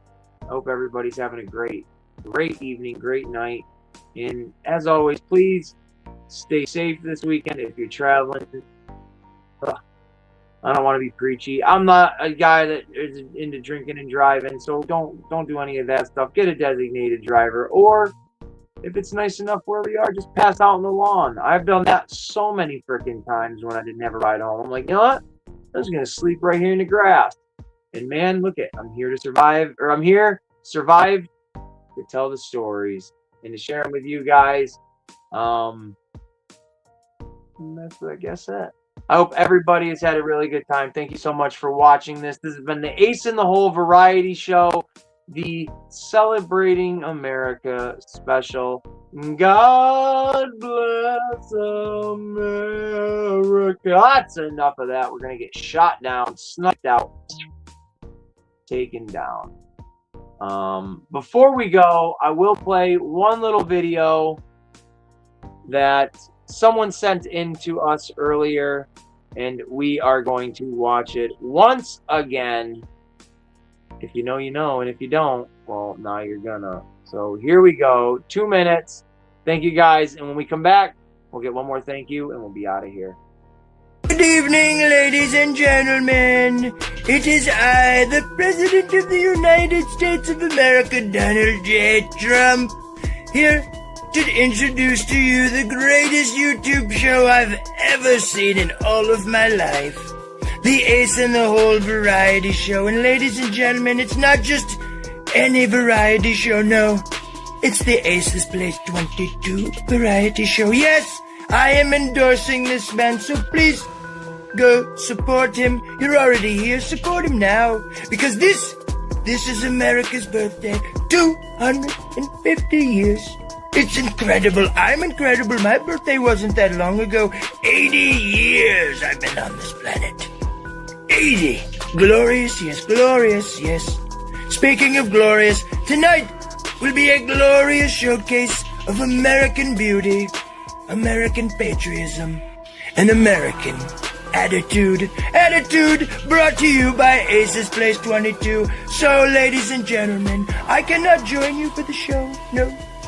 I am off on vacation wearing my fancy new shirt, rocking a company I support, another one, and hanging out with my beautiful bald American eagle. His name is Sam the Eagle. Yes, he's a wonderful bird, wonderful. But I cannot join you. So, without any further ado, I hope all of you have a good time tonight, because Aces put on something very special. Lots of guests and lots of fun surprises. So please, grab yourself something to eat. Have a good time. And remember, like and subscribe, because America is counting on you.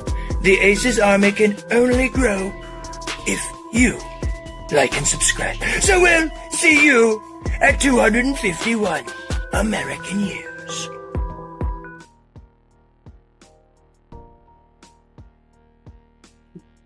Yeah, it's pretty silly and stupid and might piss people off, but you know what? It's for fun. It's for fun. That being said, I've had a good time here tonight. I hope all of you have as well. Happy 4th of July. I hope it's a safe one, a fun one. Grab a slice of pizza, relax, and enjoy yourself.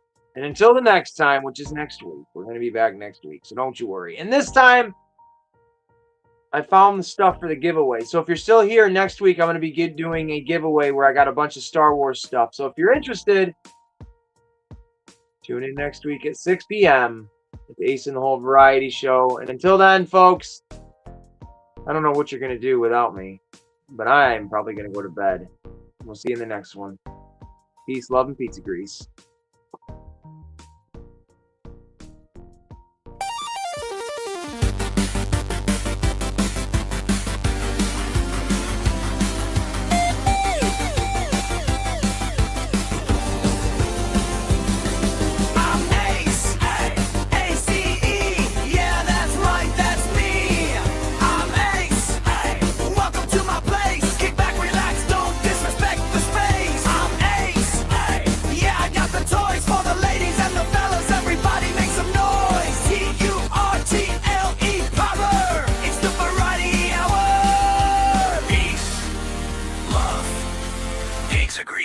Ace, welcome to my place.